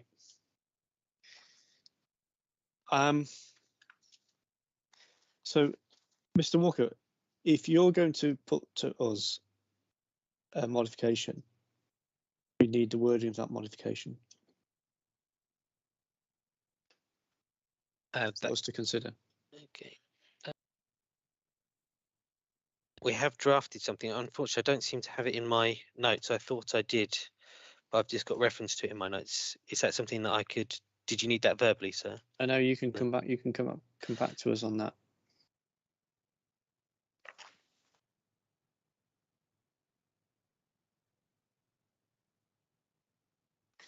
So, Mr. Walker, what do you say to Mr. Riley's point that that modification would significantly impact upon the development potential of the site?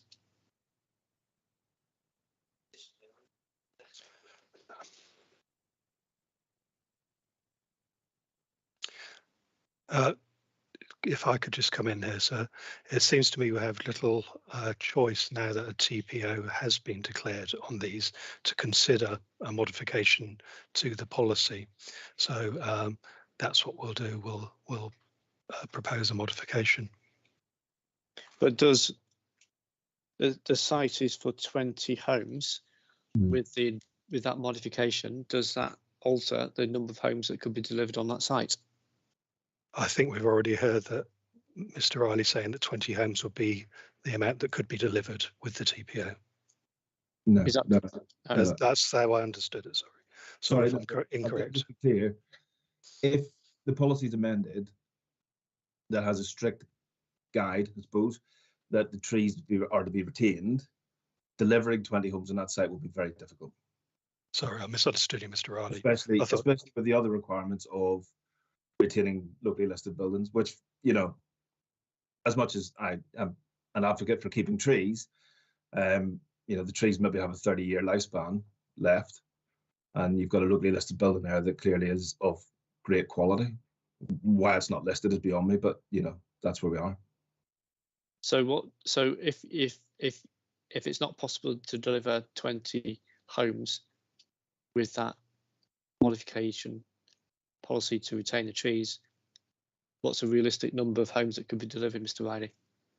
It's very difficult to say, but I mean, if we have to keep the locally listed building, in the last application, the locally listed building was retained and proposed to be converted into apartments, and we got six apartments out of it.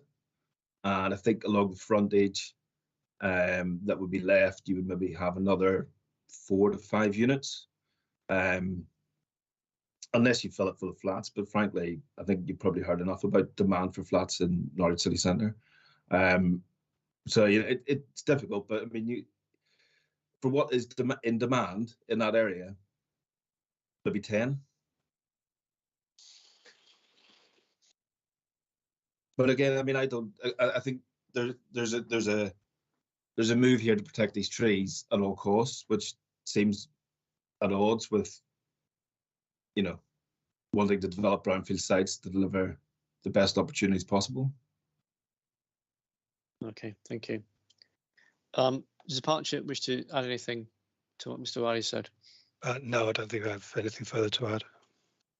Can I just say we did go through a whole lot of options in terms of the pre-app about, retaining trees, not retaining trees, etc., etc.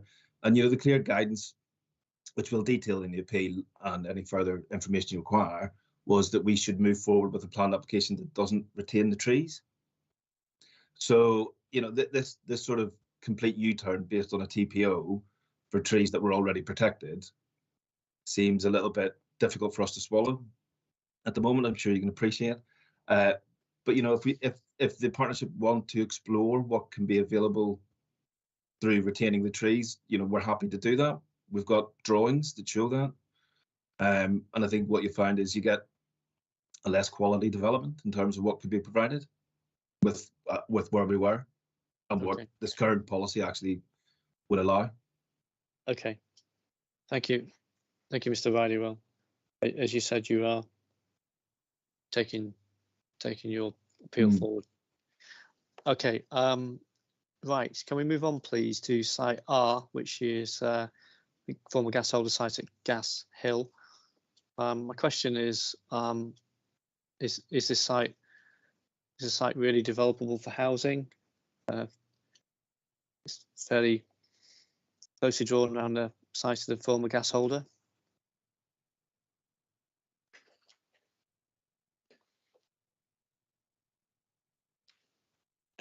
The partnership believe the site is suitable for housing development, so yes.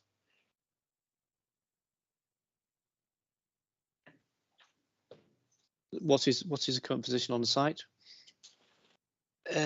The gas holder has been demolished, and the site is site remediation needs to be carried out. The site promoter or landowner has advised that they are preparing a planning application whilst carrying out the site remediation. So they haven't started the site remediation. It needs to be done. I believe so, sir. Yes. So it's down for be delivered in 25-26. Is that realistic, given the remediation that needs to be carried out?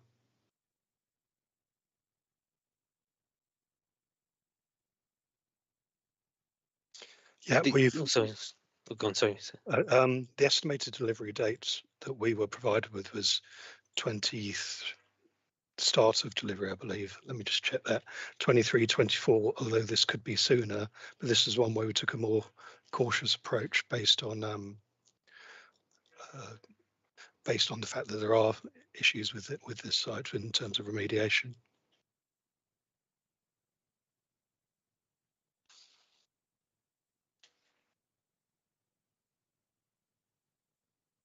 So you still think 25-26 is realistic? Yes.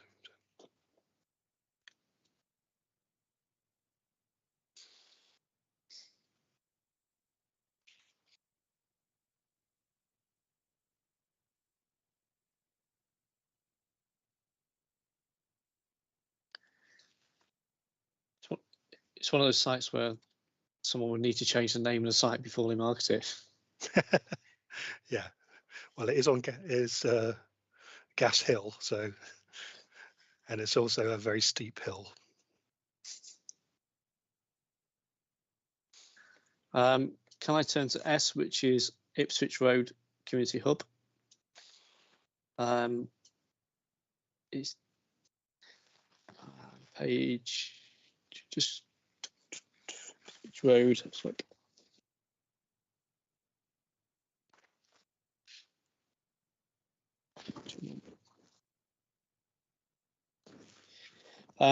This is a site that is allocated for residential development,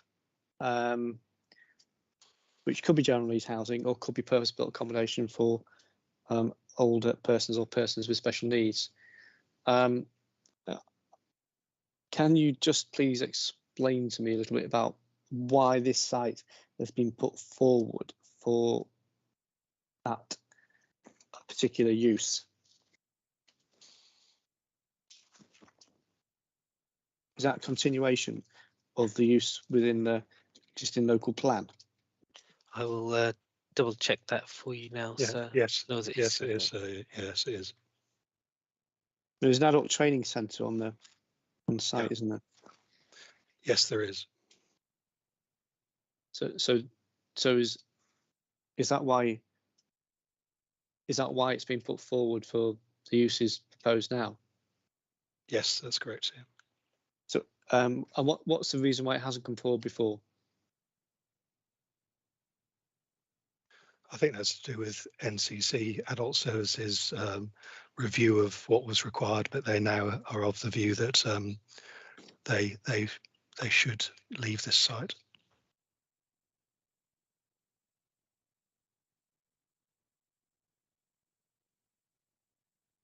They should leave the site and develop it.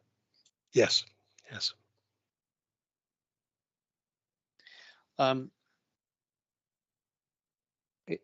It states that it's down for 15 homes in 26-27. But for if it's for residential, but it's not yet known whether it's going to be residential or older person stroke special needs housing. So how can you be confident of putting forward 15 homes in 26-27?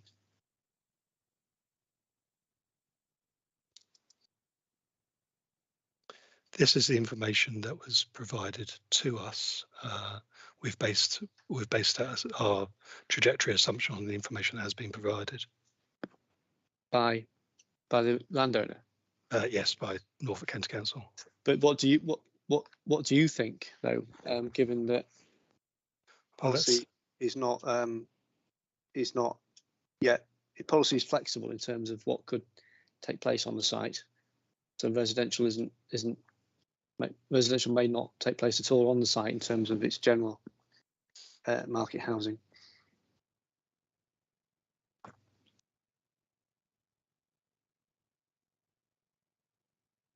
So it'll either be general needs housing or purpose. Yeah, I mean, we put it outside the 5-year land supply because we didn't think that we could prove it as deliverable. We believe it's developable. If that has to move, if it would seem more realistic to move that back by a year or two, I would understand why that would be an acceptable approach.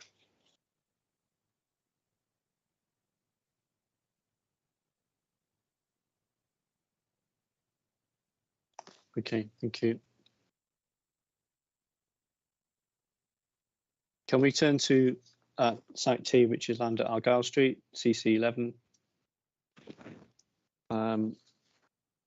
In the statement of common ground, it says that planning application will be submitted in 2021. Can you just update me in relation to that site, please, and that planning application? So this is another Norwich City Council owned site, so Andrew Turnbull will probably be best equipped to answer this question. Yes, apologies. We were slightly delayed in submitting the application. That has now been submitted on the 28th of February and is waiting validation. And what's the application for, Mr. Turnbull? Thank you. It's for 14 dwellings, sir. In full? Indeed.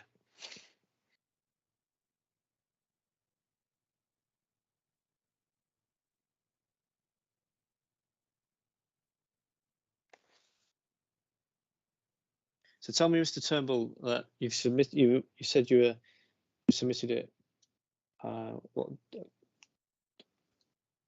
just over a week ago. So waiting to be validated. What is your timetable then? Because it's down for delivery in 22-23. Yes, sir. Budget is fully in place. We are engaged in REBA stage 4 with our design team, so that we will be able to hit the ground running, subject to planning being approved. We hope that the planning application will be determined by June, and that we would then be able to move swiftly into delivery. And you think they'd all be delivered within the 22-23 financial year? We believe it could be so. It may slip slightly into the following year, but we believe it could be delivered in that financial year. Thank you. Can we move on to site U, Earl of Leicester, the public house on Durham Road? I don't have any questions on that site. Unless anybody else has got any comments they'd like to make.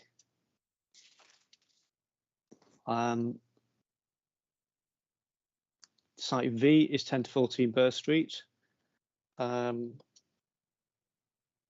Just checking on this site. Mr. Terminal might be able to help here. It says planning application has planning. It says February 22 in the hearing statement. Perhaps you could update me, Mr. Turnbull. Yeah, a planning application has been submitted by our wholly owned company, Norwich Regeneration Limited, on the 28th of February, sir. And that is for 9 dwellings.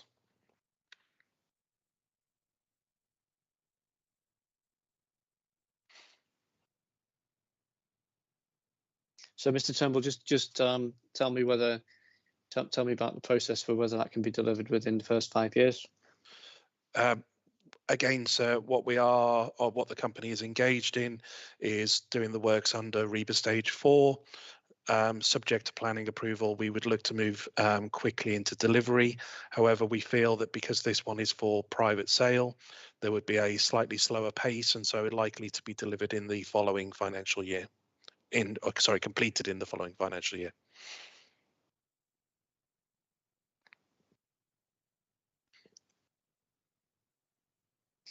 Okay.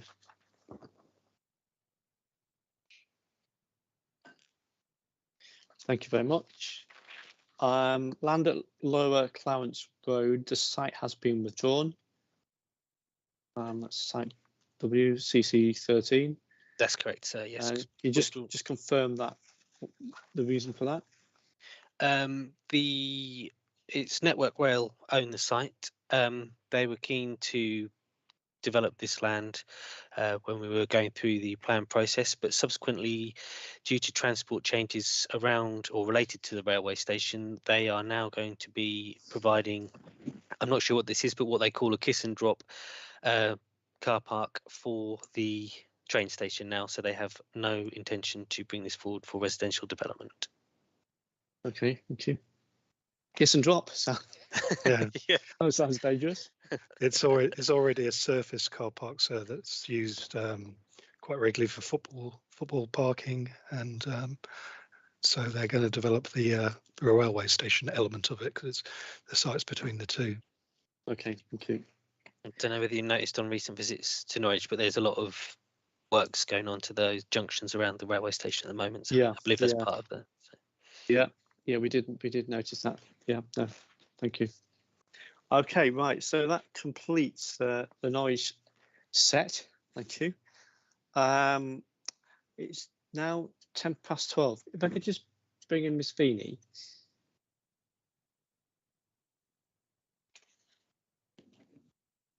Hello. Hi. Are we open to be able to carry on? We're not waiting participants that will be coming this afternoon for the remaining part. No, Inspector. Everyone is present in the meeting, ready for you to roll forward as you wish. Okay. Just turn to Mr. Bowler, Mr. Walker. Do you wish to have a break before we move on to urban fringe, and let's see how far we can get on before. No, I'm happy to carry on with the urban fringe, but there's only one site, so. And then, so have you got your team?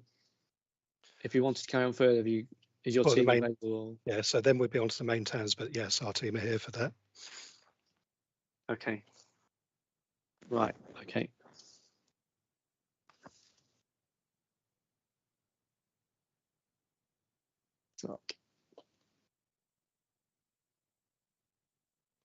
Right. Okay. So we'll go to site X, which is Urban Fringe, which is land at Hospital Grounds, southwest of Drayton Road, Helsdon. It's a mixed-use scheme for 300 dwellings.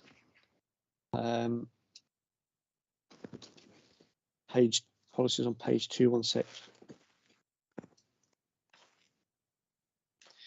Can you just explain to me what the site, how this relates to the proposals in the existing development plan, whether there's any changes, and can you explain why it hasn't come forward before? Okay, there aren't significant changes from the present development plan allocation. In terms of why it hasn't come forward before, I think I'd like to pass you on to Mr. Hill on that matter, because he's representing the NHS on this. Okay. Thank you, Mr. Burrell.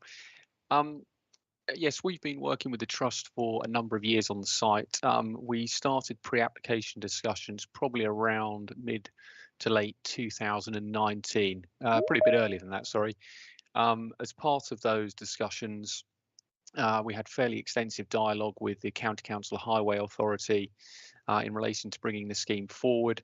As you've probably seen from the Regulation 19 statement we made, where that pre-application correspondence is appended, that sort of came to a head in early 2020. From the Trust point of view, the pandemic obviously hit then. Their plans to bring forward the site were then subsequently slightly delayed.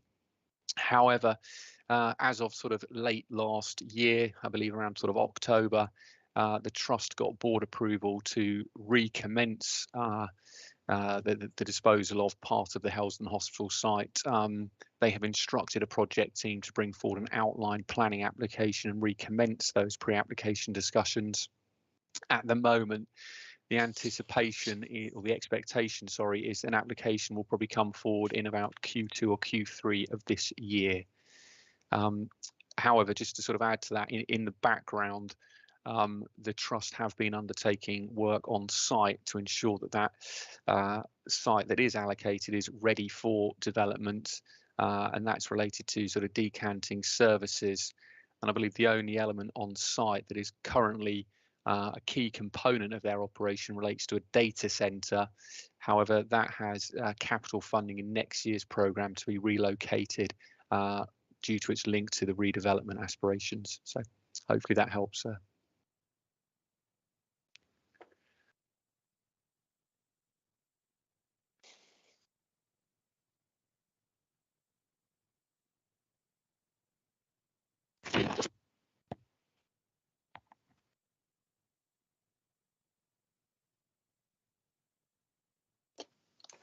Thank you.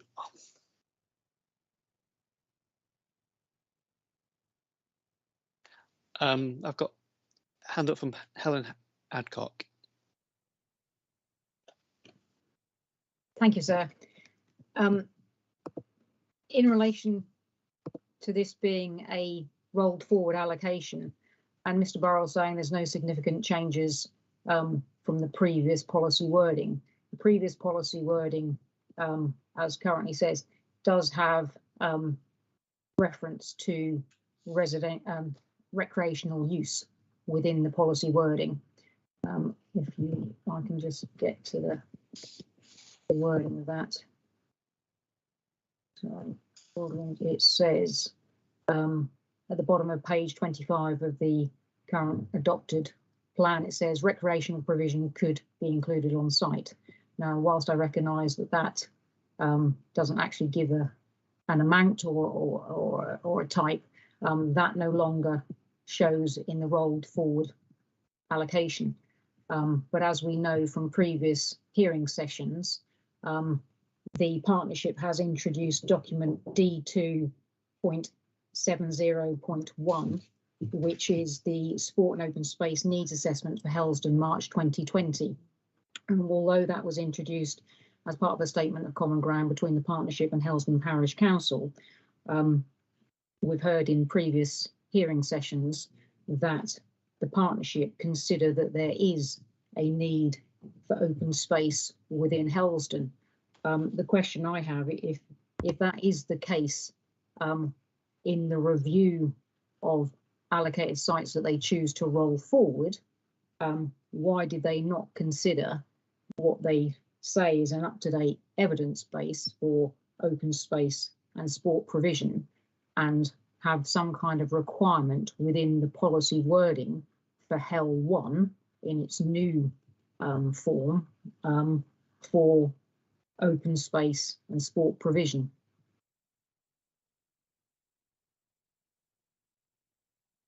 Thank you, Ms. Adcock. Thank you. Thank you. Mr. Bull, are you able to assist? Yes, thank you, sir.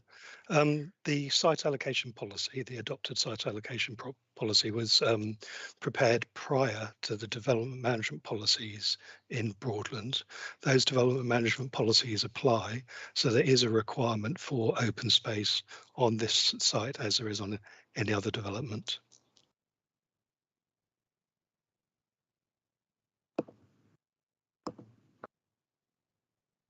Ms. Adcock? Yes, if I could, sir.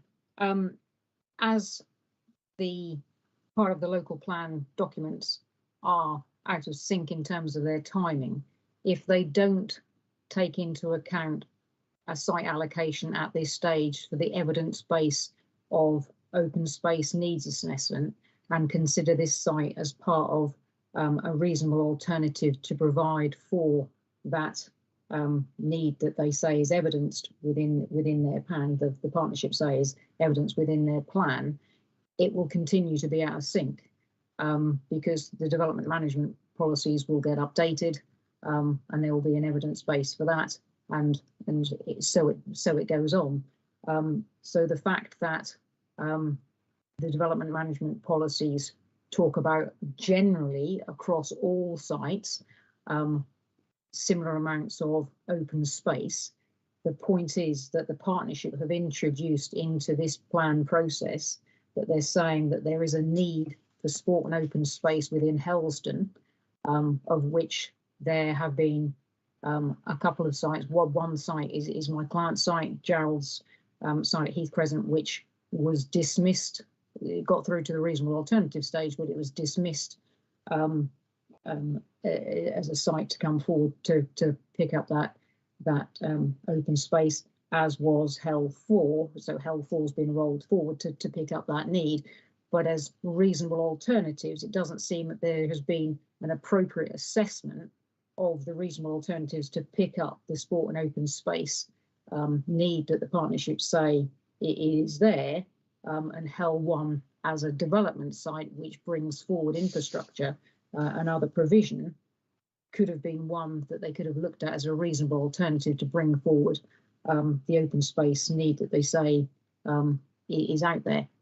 We as Gerald and Son contend that actually there is no open space need, but if the partnership are, as I understand from last week's hearing sessions, continuing on that there is a need for open space and sport, then all reasonable alternatives should be looked at, including this rolled forward site of HEL 1, which I understand from the land registry title plan, the NHS Trust actually owns more land and more land that is actually appears underdeveloped than is allocated. So it's whether the partnership looked at this in terms of supplying and making up the shortfall that they say there is in open space need within Helston.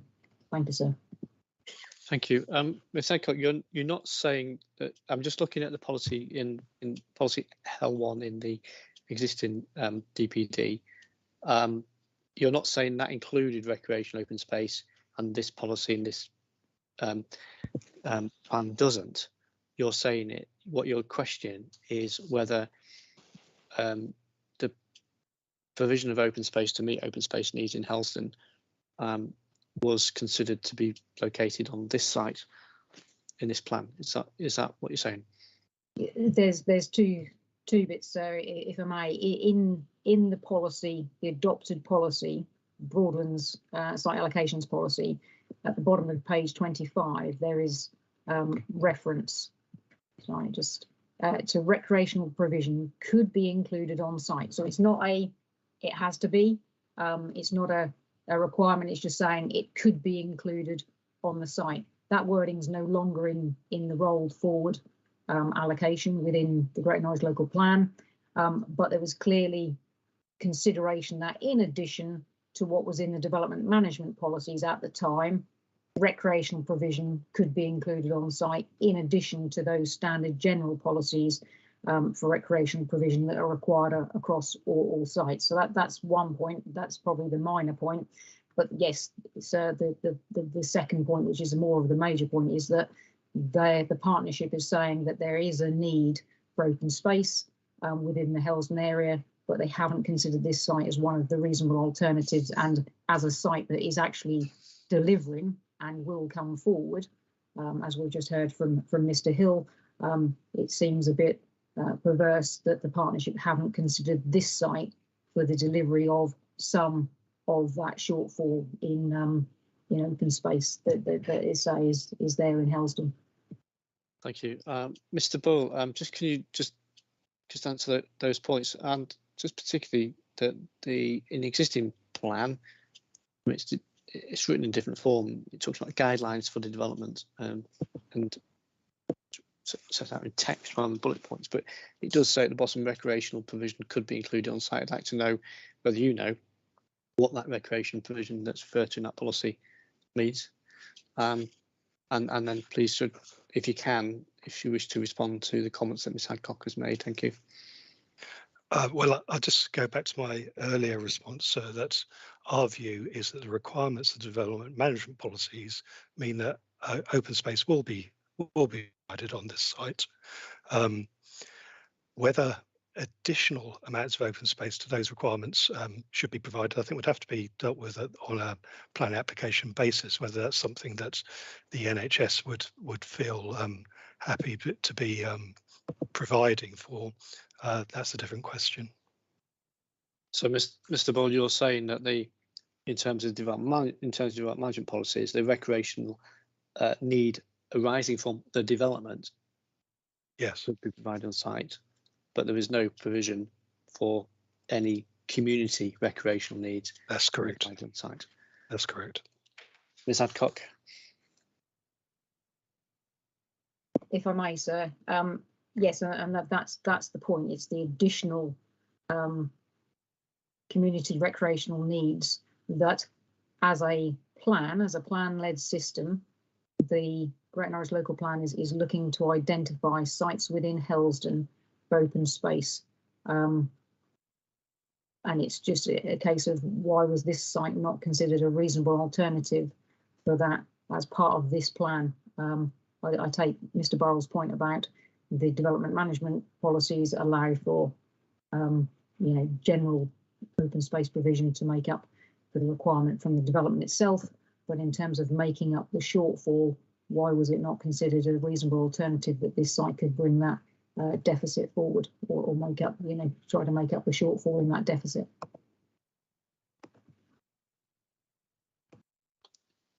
Mr. Bull, have you got anything to? No, I've got nothing further to add, sir. Just that the development management policies apply.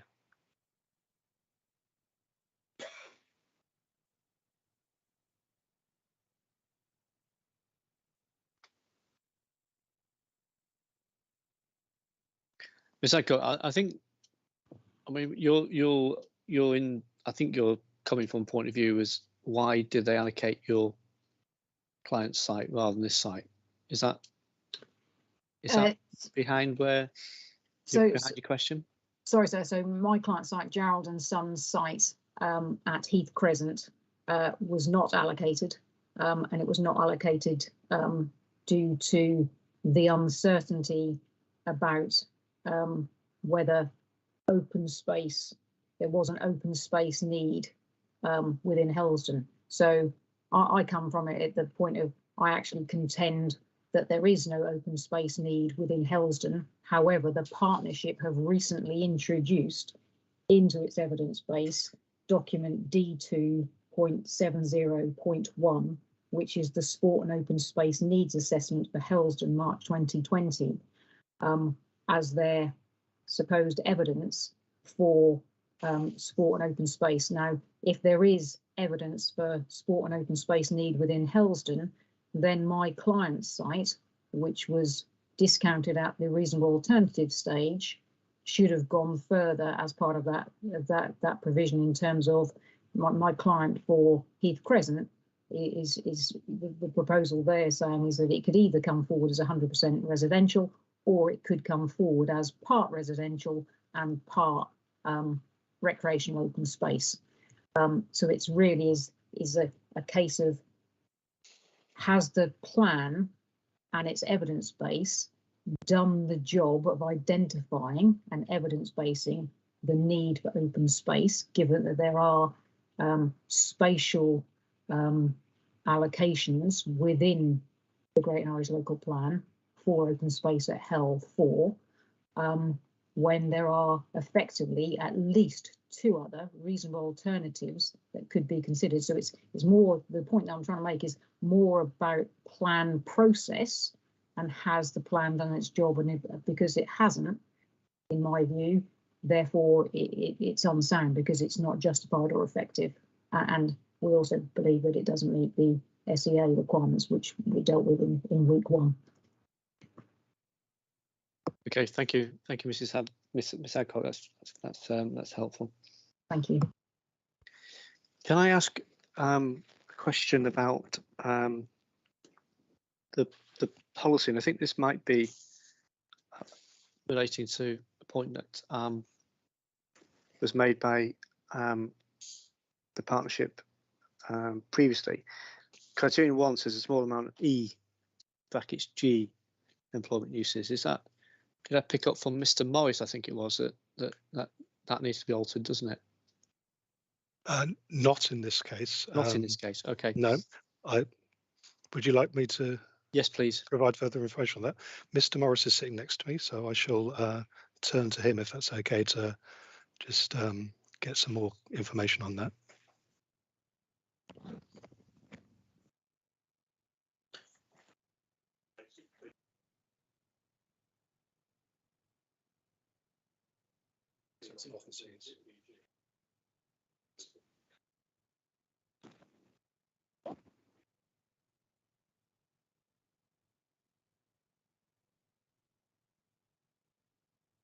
Sorry, sir, you might have overheard some of that conversation. So the case Mr. Morris was talking about previously was related to B1, B2 and B8 former use class uses. This just relates to B1, so it's office uses, and therefore doesn't need to be changed.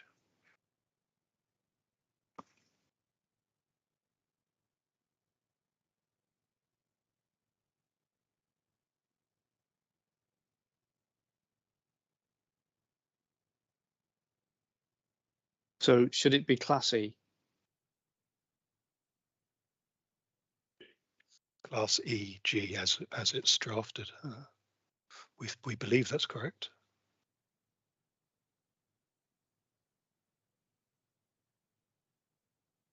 And why does it need to have 2020 in brackets?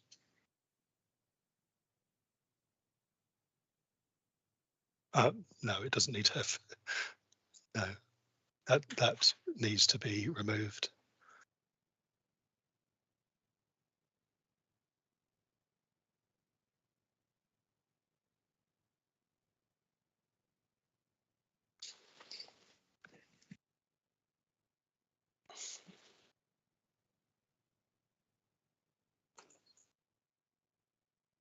Okay, thank you. And this is a 2032-33 onwards delivery. Yes, that's the trajectory we have put in. I believe that Mr. Hill had a different view on that.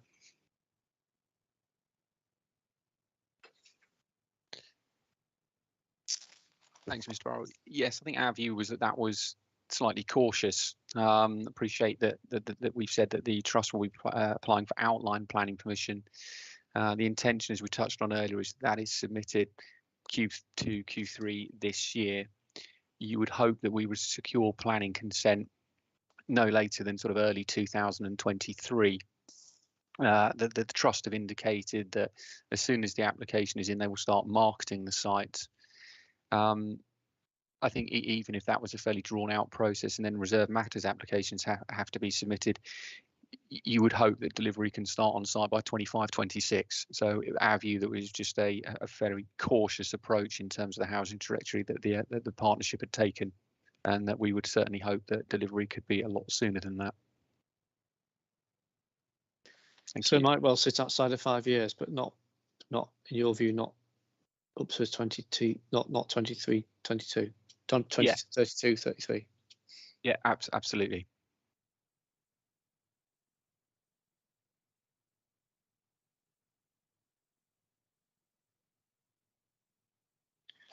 Okay. Thank you very much. Thank you very much, Mr. Hill. Thank you. Mr. Bowler, is there anything else that you wish to come back on the housing site? No, not myself, no. Okay, thank you. Could we move to Spurketts Lane in Harleston? Can you just explain to me about this site and why it hasn't come forward for development before? Okay, so now that we're onto the main towns, Mr. Banham will be taking the lead. I'll still be on the screen, but Mr. Banham will be taking the lead. Thank you very much. Thank you.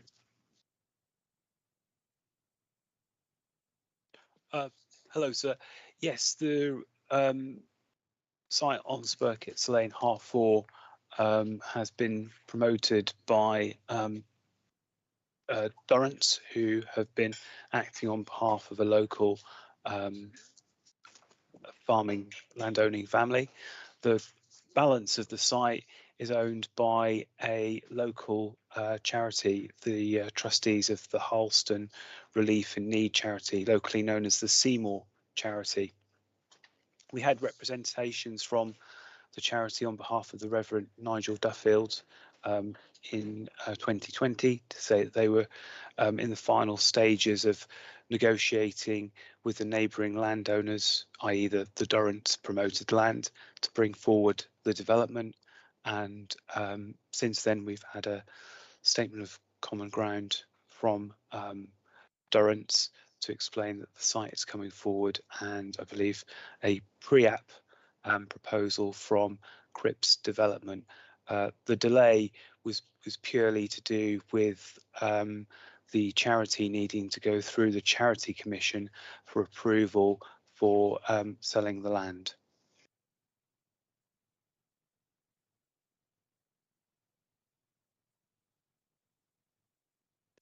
Thank you. Just one moment. Thank you, Mr. Brown. Thank you.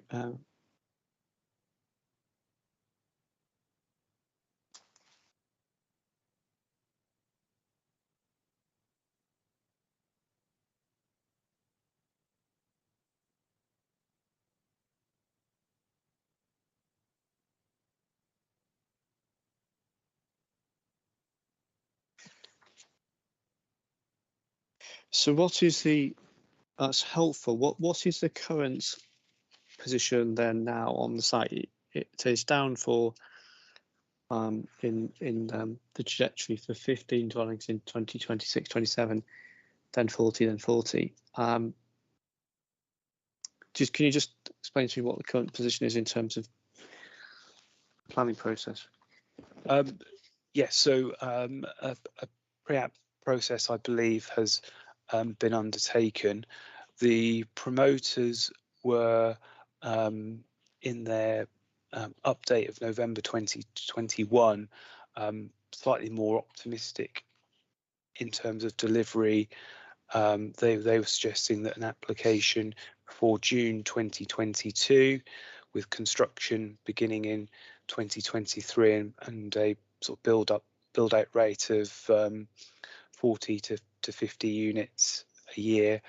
I think at that point the final details of the disposal of the land and the permission to do so through the Charity Commission hadn't quite been resolved, hence why we placed it outside the 5-year window for being deliverable. But as I said, the promoter is very positive about the site's delivery now. Okay, so the position of the partnership would still be that it's outside of the 5 years. So it's not deliverable, but it's developable. Yes.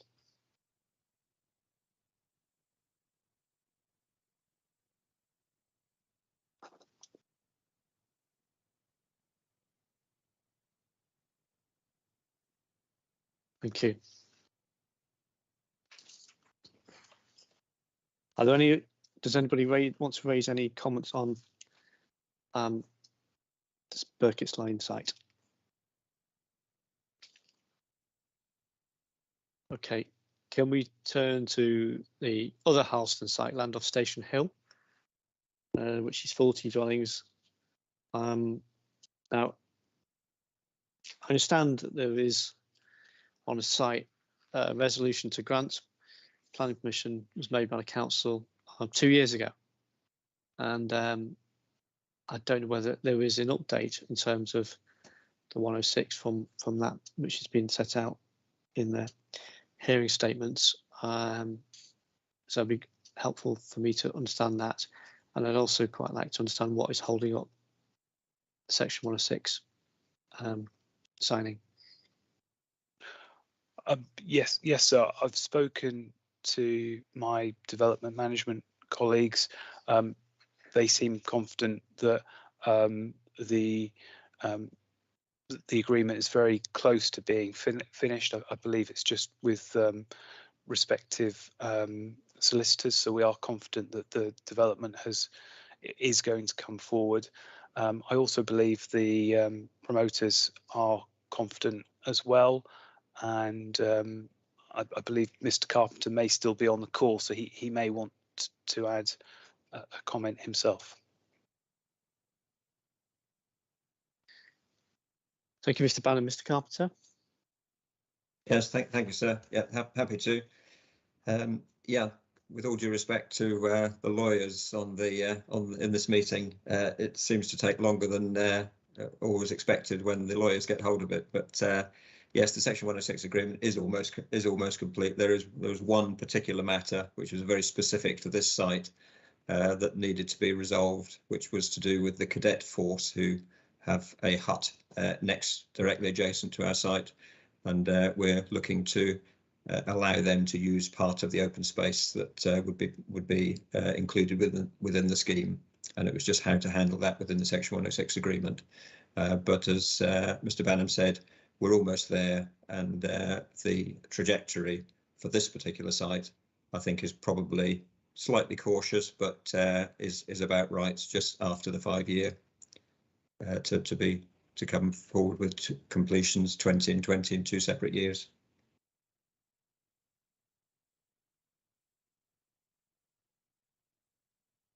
Thank you. And is there a risk of without that Section 106 being signed, that the decision being taken back by the council?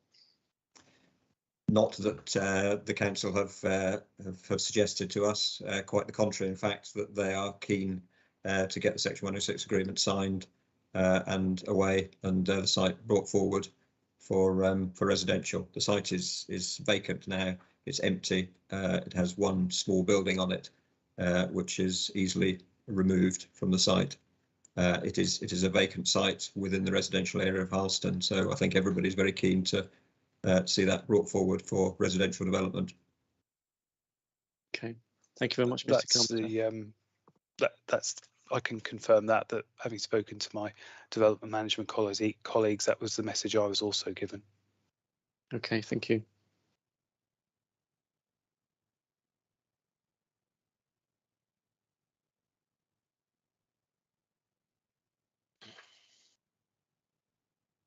Thank you very much, Mr. Bannon. Thank you, Mr. Carpenter. I'm going to turn now to, let's have a look at what we've got.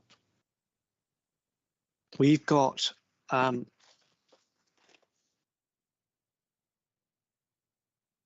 moment.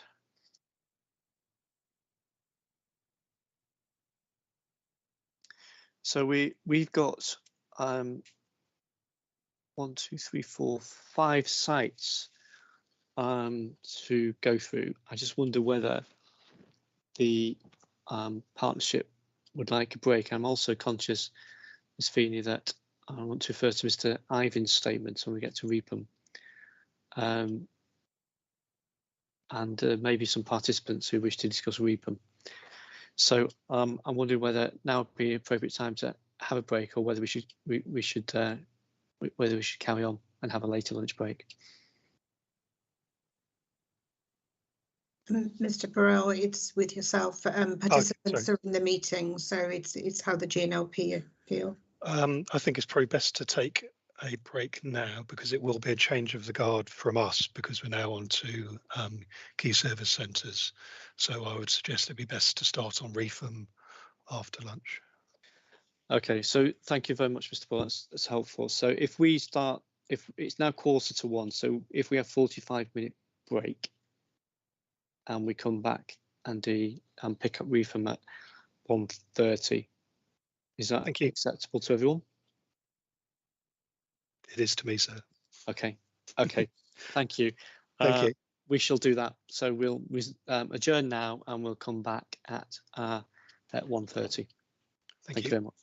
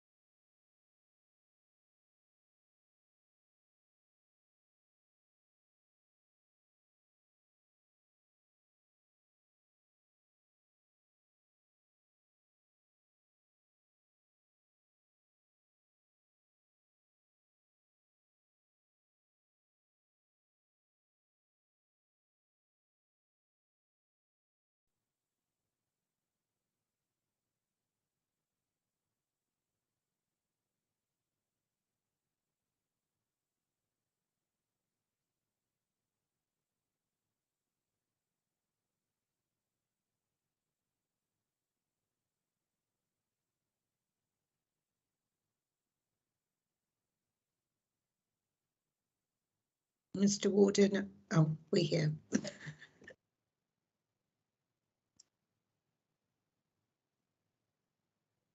Welcome back, everybody. Can everybody hear me? Ms. Yes, Jones? yes, Yeah, thank I you. can hear you. Thank you. Okay, thank you very much, everyone. We shall return to matter 11. And we've done the bulk of the sites that we need to look at today, but we're going to turn now to Reefham and to site AA in the service centres, Landoff, Broomhill Lane, Reefham.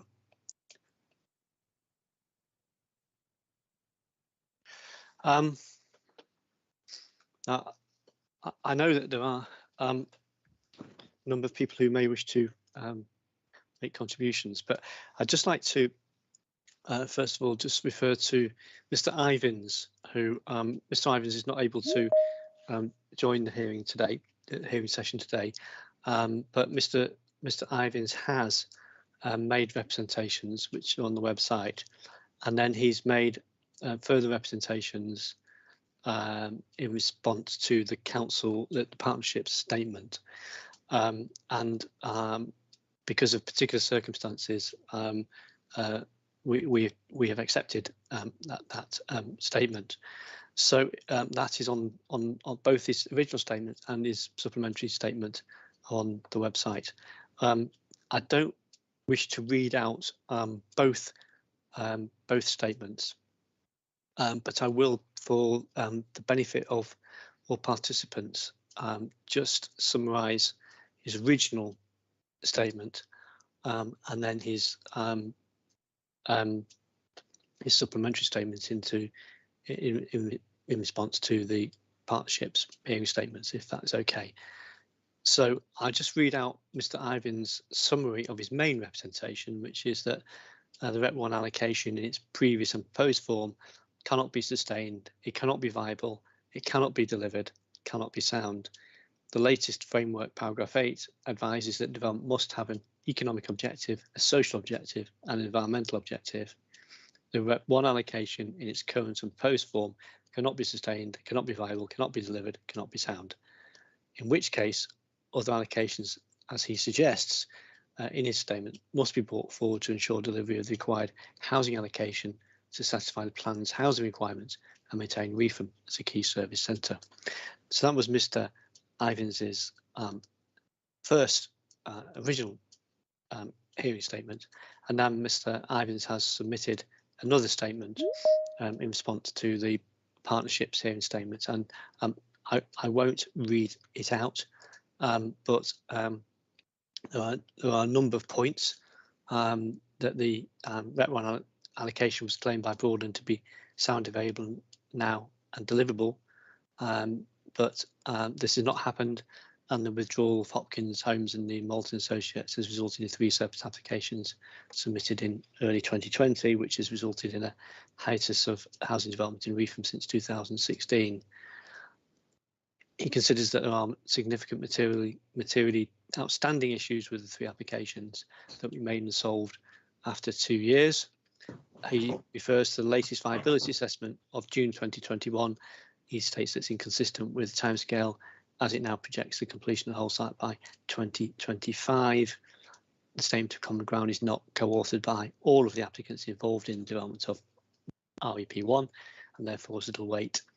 And he considers that there is a significant shortfall regarding housing directory from, as no other housing development is allocated for the period 2016 to 2036, and he considers that other allocations that have been previously mentioned should be reconsidered.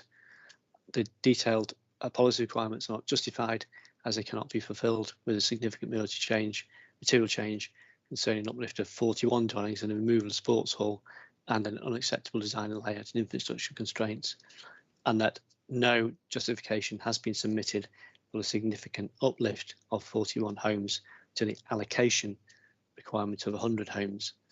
He considers that it should in fact be reduced to 50 homes in total to 2038. So that is Mr. Ivan's point, and I don't know whether separately the council may wish to correspond with Mr. Ivins outside of this examination process, which is not part of the examination, but I understand that might be something that they may wish to do. So in respect of the comments that Mr. Ivins has made here, I will let the partnership respond, but I'd just like to understand from the partnership the position in relation to this allocation. The policy refers to 100 homes. There is a planning application which Mr. Ivins refers to, and which is referred to in hearing statements for the partnership, which has 141 homes. So can you please tell me how you arrived at 100 homes, and whether and why you think that 100 homes is appropriate for the site? Thank you. Thank you, sir. Just as an update, we are proposing a main modification to remove the sports hall provision on the allocation because it is being re-provided on a different site to the south of the school, which is one of the applications that Mr. Ivan refers to that has been submitted in 2020. Thank you, Ms. Jones. So if you look at the policy, can you just, when you say proposing a main modification, what would that be? We're just to remove criteria 3, as the sports hall is now being re-provided outside of the allocation site boundary.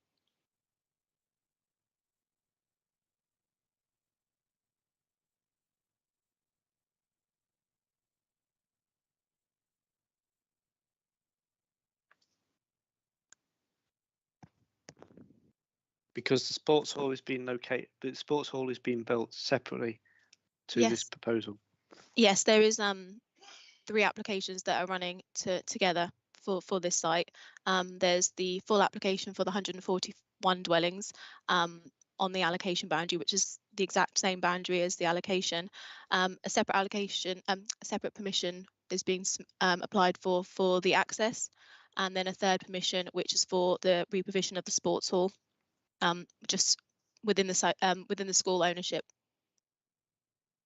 So these three applications were made in 2020, and they're now due to be heard at Planning Committee in Q2 2022. So they will be heard together and they will be considered together. I thought for a moment you're going to say at 1:45. Just in regards of the provision numbers, our understanding is because of the removal of the sports hall on that allocation, that the uplift in dwellings would be efficient use of that land to accommodate the additional dwellings.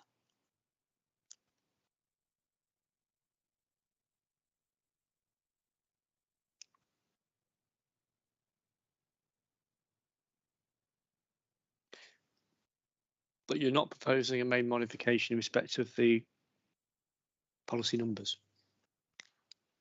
No. The site will accommodate approximately 100 homes in total. Perhaps we should be making a modification to change the numbers.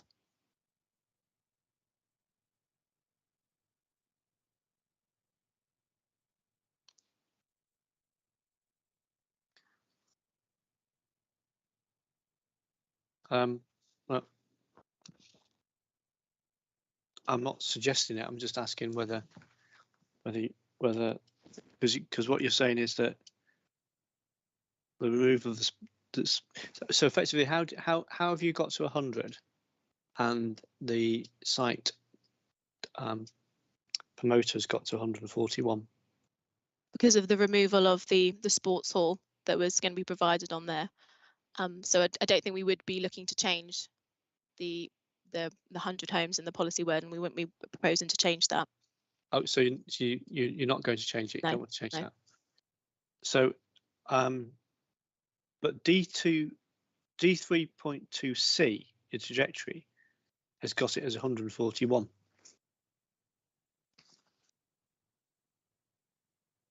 that was in regards to the application that was made. I guess we were taking that into consideration to what could be delivered on the site.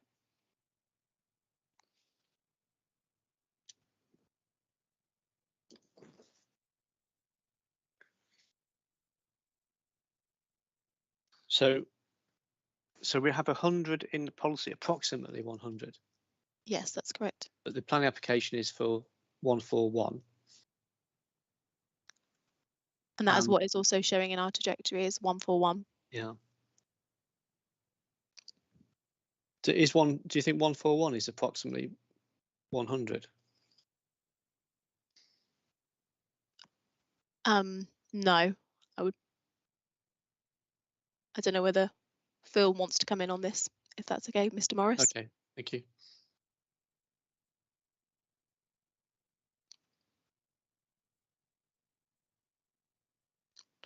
Good afternoon, sir. I think we are comfortable that the policy is sound and is capable of being interpreted through the application process. An uplift of 40 dwellings is substantial, but it's not out of all proportion with the policy. If we sense that you're concerned that maybe that the policy would be, that it would be a sounder policy if it reflected the more up-to-date data, which is the submission of the application. So if for soundness, it would be better to refer to in the region of 140 dwellings, then we would accept that change. But our position was that we consider the policy sound as it is, and it is, or the original policy is being is the starting point for the determination of the application. Okay, thank you. And by the time this policy is adopted, the application will have been determined. Okay. So quarter 2/22 would be any time from next month. Yes, that's correct.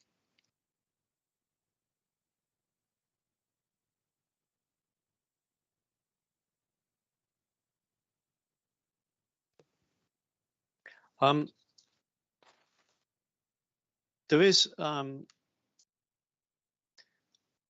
concern from the sensations I've seen about some of the highways issues relating to the proposal, and concerns that the site, I suppose it's not expressed as clearly as this, but concerns that the site could not be delivered because of concerns over access. Have you got any information you could tell me about that position, please? Yes, certainly, sir. I have spoken to the case officer and highways, and progress has been made on the site where they are likely to accept that they were going to remove their objection on the site subject to conditions, and they're agreeing a way forward, which is why the site and all three applications are due to be heard at planning committee. Is the understanding that the outstanding issues on the site have now been resolved?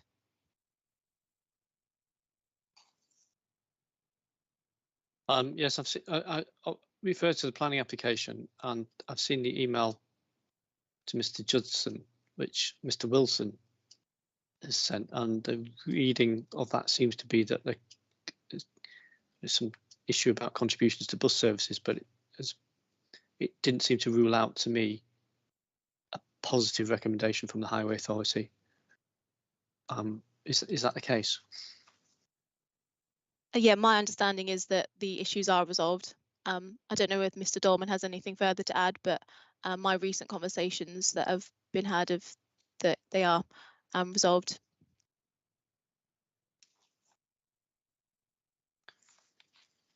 Mr. Dolman, good afternoon. Good afternoon, sir. I just confirm the point that's been made. The Highway Authority has been in extensive negotiations over this site and is getting to the point now where we believe that there is a satisfactory and acceptable solution to us. So we don't foresee there being any issues with the application moving forward within Q2, and there being positive outcome in terms of dealing with the highway aspects of this application. Thank you, Mr. Nolman. Mr. Snowling. Good afternoon, sir. Rob Snowling for Pigeon Investment Management. Just a brief point, sir, if I may. I've heard what Mr. Dolman has just said, and I don't have any further update on that other than to point you in the direction of the latest highways consultation response that sits with the planning application, where the highways officer refers to the outstanding issues regarding the land required to deliver necessary visibility displays for the access. That was the point I wish to make, sir. Thank you. Thank you, Mr. Snowling. Is that the correspondence of the 22nd of January? It's an email dated 18th of January of this year, sir. Mr. Dolman, would you like to just help us with the point that Mr. Snowling has made about visibility displays? Thanks, sir. Excuse me. So land is required to the north visibility, and I understand that the applicant is in control of that property. And then the visibility to the south is in control of the school, and negotiations are very well advanced in terms of securing the appropriate land to secure the visibility to the south. So it comes back to my point, is that we don't foresee that there's any issues that are outstanding that can't be resolved in terms of the application being positively determined for highway in respect of highway matters.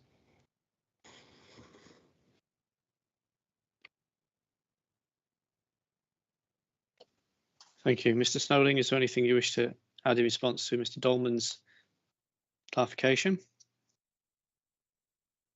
Thank you, sir. Only to point out that there is a lack of evidence before us to demonstrate that the site is developable.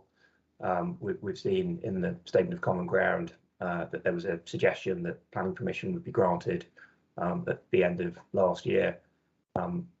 Clearly, that hasn't happened, and it may be the case that planning permission will be granted in Q2. But it seems to us that there is an outstanding issue surrounding whether or not this site is developable, and that's compounded by the fact that the site is simply being rolled forward from the previous site allocations plan, rather than there being an assessment of potential alternative sites that could help to deliver housing within Reefham. I think you probably have the other points from my hearing statement. But thank you. Thank you, Mr. Snowden. Why do you say the site is a question mark over whether it can be developed? Simply because we don't have the evidence before us to demonstrate that an adequate access can be provided to the site. But you've heard what Mr. Dolman has said. I have, sir. Yes, I'm simply basing that upon the latest consultation responses that we have seen in respect of the planning application. Okay, thank you, Mr. Hill. Afternoon, sir. I'm representing Lovell, who are one of the parties who have submitted one of the three applications, and I'll be brief here because I think that the points have already been covered. It has probably appeared more complicated than it is because there are three applications essentially relating to the one allocation. But just to pick up on a point that Mr. Dolman said in terms of ownership, I think in terms of the visibility displays, the land in question is either within Lovell's ownership or is owned by the county, with a lease being provided to the school, which is now in the process of being addressed, so that there is no issue there about the delivery of those, as we've heard. So I would hope, and I say not wanting to reiterate the point, that those issues about access have been addressed, and there are plans that have been provided that show how those visibility displays can be delivered. So nothing more to add to that, sir. Thank you, Mr. Hill. Mr. Dolman, have you got anything to, or are you able to confirm, or are you in agreement with what Mr. Hill has told us? So I'm in agreement with the points that Mr. Hill makes. And that accords with the information I've been given by the case officer that's been dealing with this particular application from the Highway Authority's point of view. Thank you.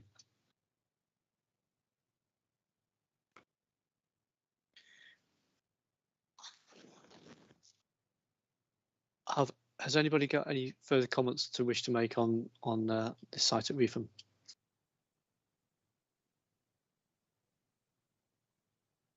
Okay, thank you. I just want to know whether the partnership are likely to go back to Mr. Ivans in relation to some of the points that he's raised outside of this process, given that he's raised questions which he's not here to take part in the discussion today. Yes, we will be responding to each of his points on both matters. Thank you. Thank you, Ms. Jones. I don't have any further questions on Reefham. Thank you.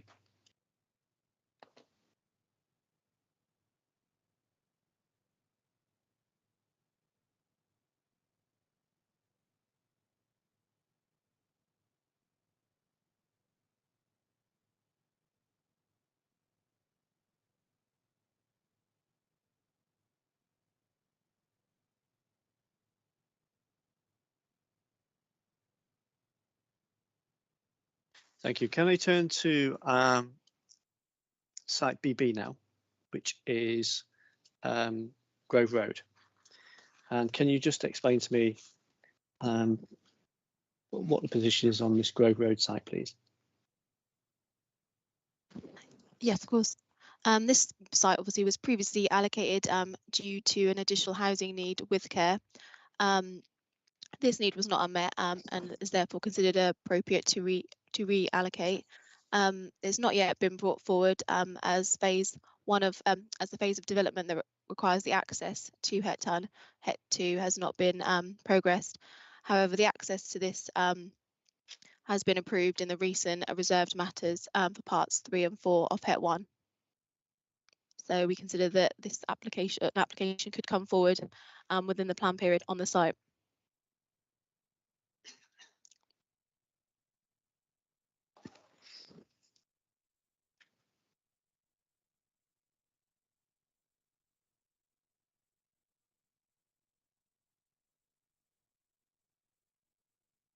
And what is the is there a scheme in waiting, as it were? Is there an interest in it to bring forward this site for the care facility? No, there's no pending application.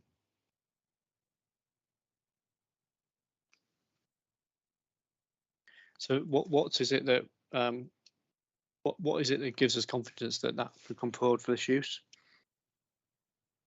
Given that the proposed allocation is surrounded by the Het 1 allocation for residential development, we consider it an appropriate location for this. There's a district-wide need for this type of housing, so it seems appropriate to carry it forward. And is there a reason why it hasn't come forward to date? No, there's no reason. We have tried to contact the landowner, but we haven't had anything in writing from them. Access to date has been an issue in terms of requiring that to be brought forward as part of the Het 1 allocation, but as I mentioned, that has now been approved, so the commencement of the access will be available should Het 2 come forward.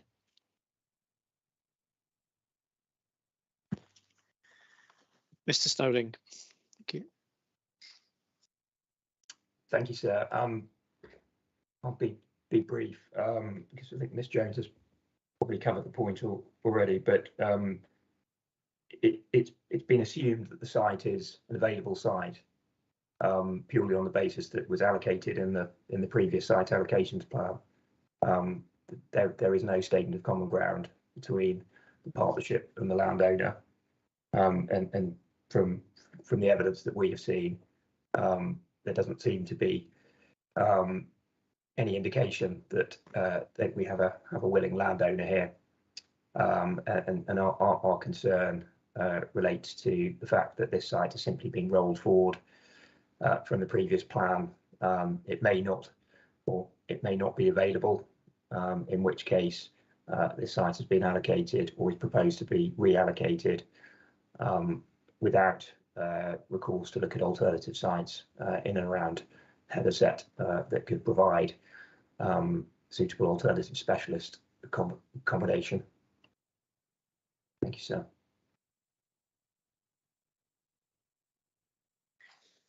Thank you. Thank you, Mr. Snowling. The policy wording is refers to the JCS, which is the Joint Core Strategy. But this plan would replace the Joint Core Strategy. So is that wording appropriate?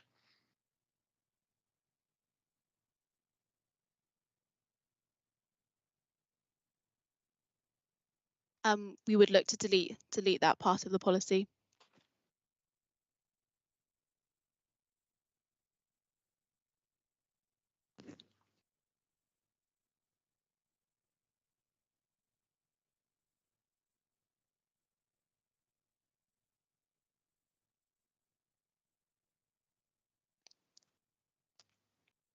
Right.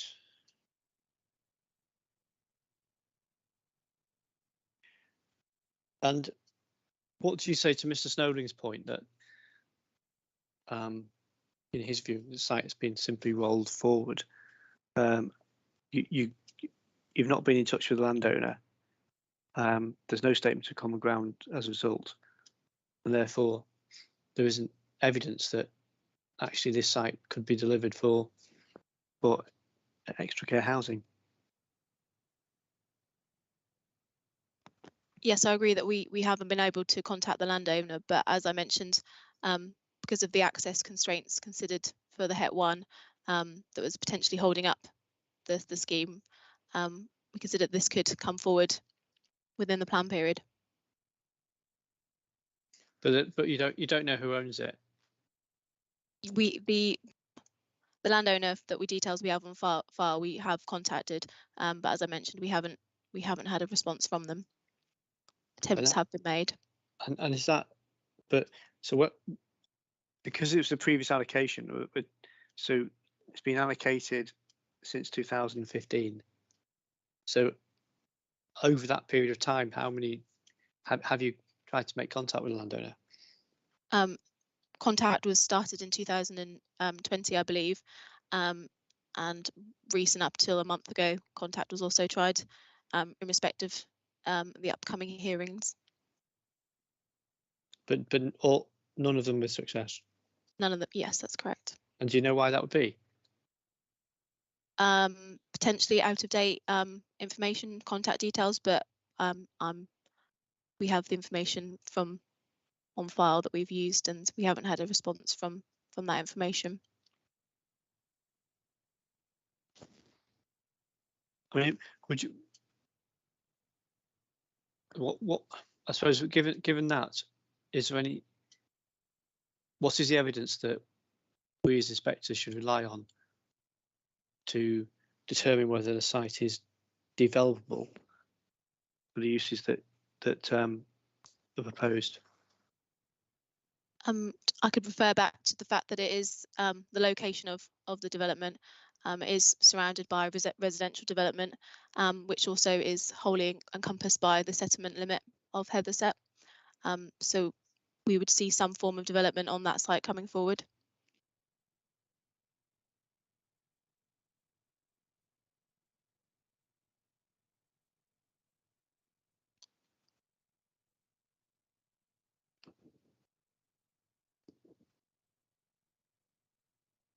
Okay, thank you.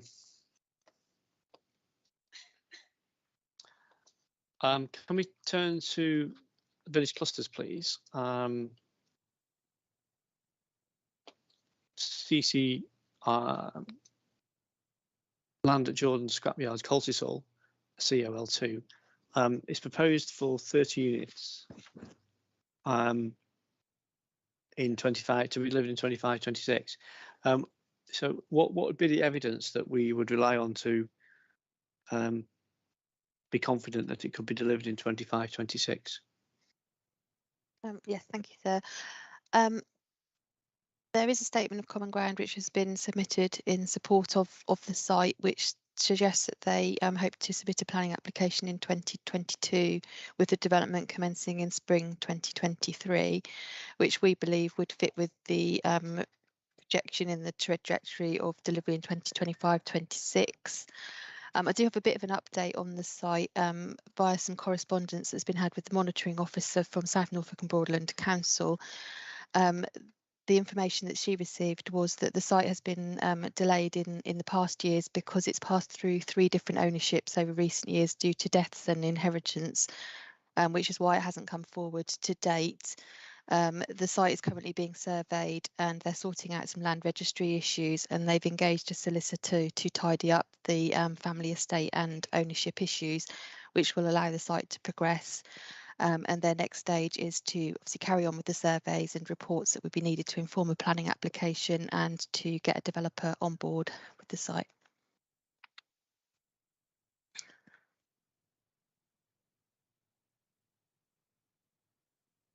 Okay, thank you very much, Ms. Baker. Does anybody have any comments that you wish to make on the Coltisol site? Thank you. Can we turn to the site at Line Road, Buxton? Can you? This is again another small site, 20 units, which the trajectory is putting down as being delivered late on in the plan period, 2035-36 and 36-37. Can you just outline to me why, or what you know, why the development has not come forward? Yes, again, I've got a bit of an update on that site. There is no current statement of common ground on the site, but we have been in contact with the agent over the last couple of years, who has been trying to progress the statement of common ground with the owner. I spoke to the agent yesterday just to confirm what the current most up-to-date situation with the site is. He confirmed to me that the ownership is still the same, so it's the site owner that we're aware of, and the ownership includes the house through which access would be taken to get to the site, which is the owner's current property. The owner does still wish to proceed with the site, and the dates in the trajectory seem reasonable to reflect his circumstances. He is quite an elderly gentleman and he's not looking to develop it within his lifetime or while he still requires to live in the property. And the agent suggested to me that he is beginning to now talk with the gentleman's daughters rather than him himself, with a view to the longer term future of the site. So we would suggest that the delivery from 2035 onwards is realistic. Thank you very much, Ms. Baker. I'd like to move on now to land east of Gayford Road in Corston. This is another scheme for 20 units, but it's down in the trajectory for an earlier start, 25-26. You just explain why development hasn't come forward on the site in the past, please, and also why then you're confident that it could be delivered in 25-26. Well, it's my understanding, obviously this is a carried forward allocation, but I think as we discussed last week, it's now a site that includes a new allocation, GNLP 0293, and it's planned to develop the sites together as a cohesive whole. I think some initial work was undertaken on the core 2 allocation, but they then sort of stopped with that to allow it to be progressed as one site and run in parallel with the local plan process. we've got a statement of common ground which suggested that they would look to submit a planning application sort of later on in 2021 with planning consent in 2022 and a sort of a 2022 start. I don't believe that's happened. There's no planning application at the moment. But I believe that the 25-26 delivery could still be realistic if an application was to come in either later this year or in 2023.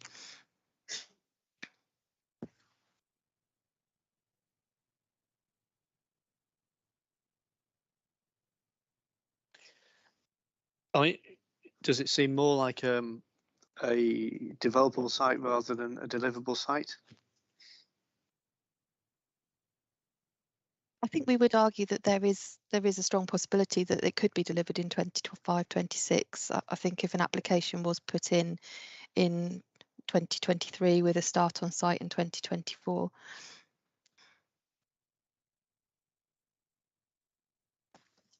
You know, considering it's just a site, just 20 homes, it's not a particularly large site.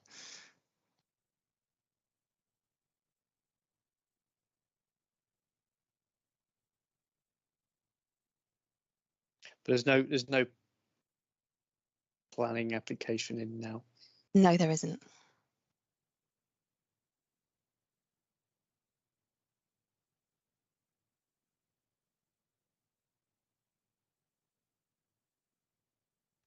Okay, thank you very much, Speaker. I think that's it, isn't it? Just check my notes.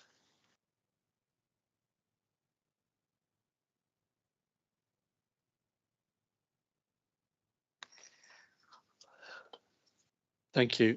I don't have any more questions on this site, and we've reached the end of the list for the sites that we're discussing under Matter 11. So I'd like to thank everyone for their contributions today under Matter 11, and I'm going to hand over to Ms. Feeney and Mr. Hatfield. I don't know whether you might want to break. Inspector, it is a different Teams invite for Matter 12, so I wonder if we could close this Teams invite, and we'll close the YouTube stream accordingly and then rejoin on the Matter 12 invites that I have circulated, and therefore a break would be helpful, but it doesn't have to be a long break. It could be 5-10 minutes, however you would like, inspectors. Okay. Should we come back then, say 20 past 2? Would that suit everyone? Thank you. Yeah, just to reiterate, to close this session down and to open up the other invite. Thank you. Okay. Thank you. Okay, we'll close the hearings from now then.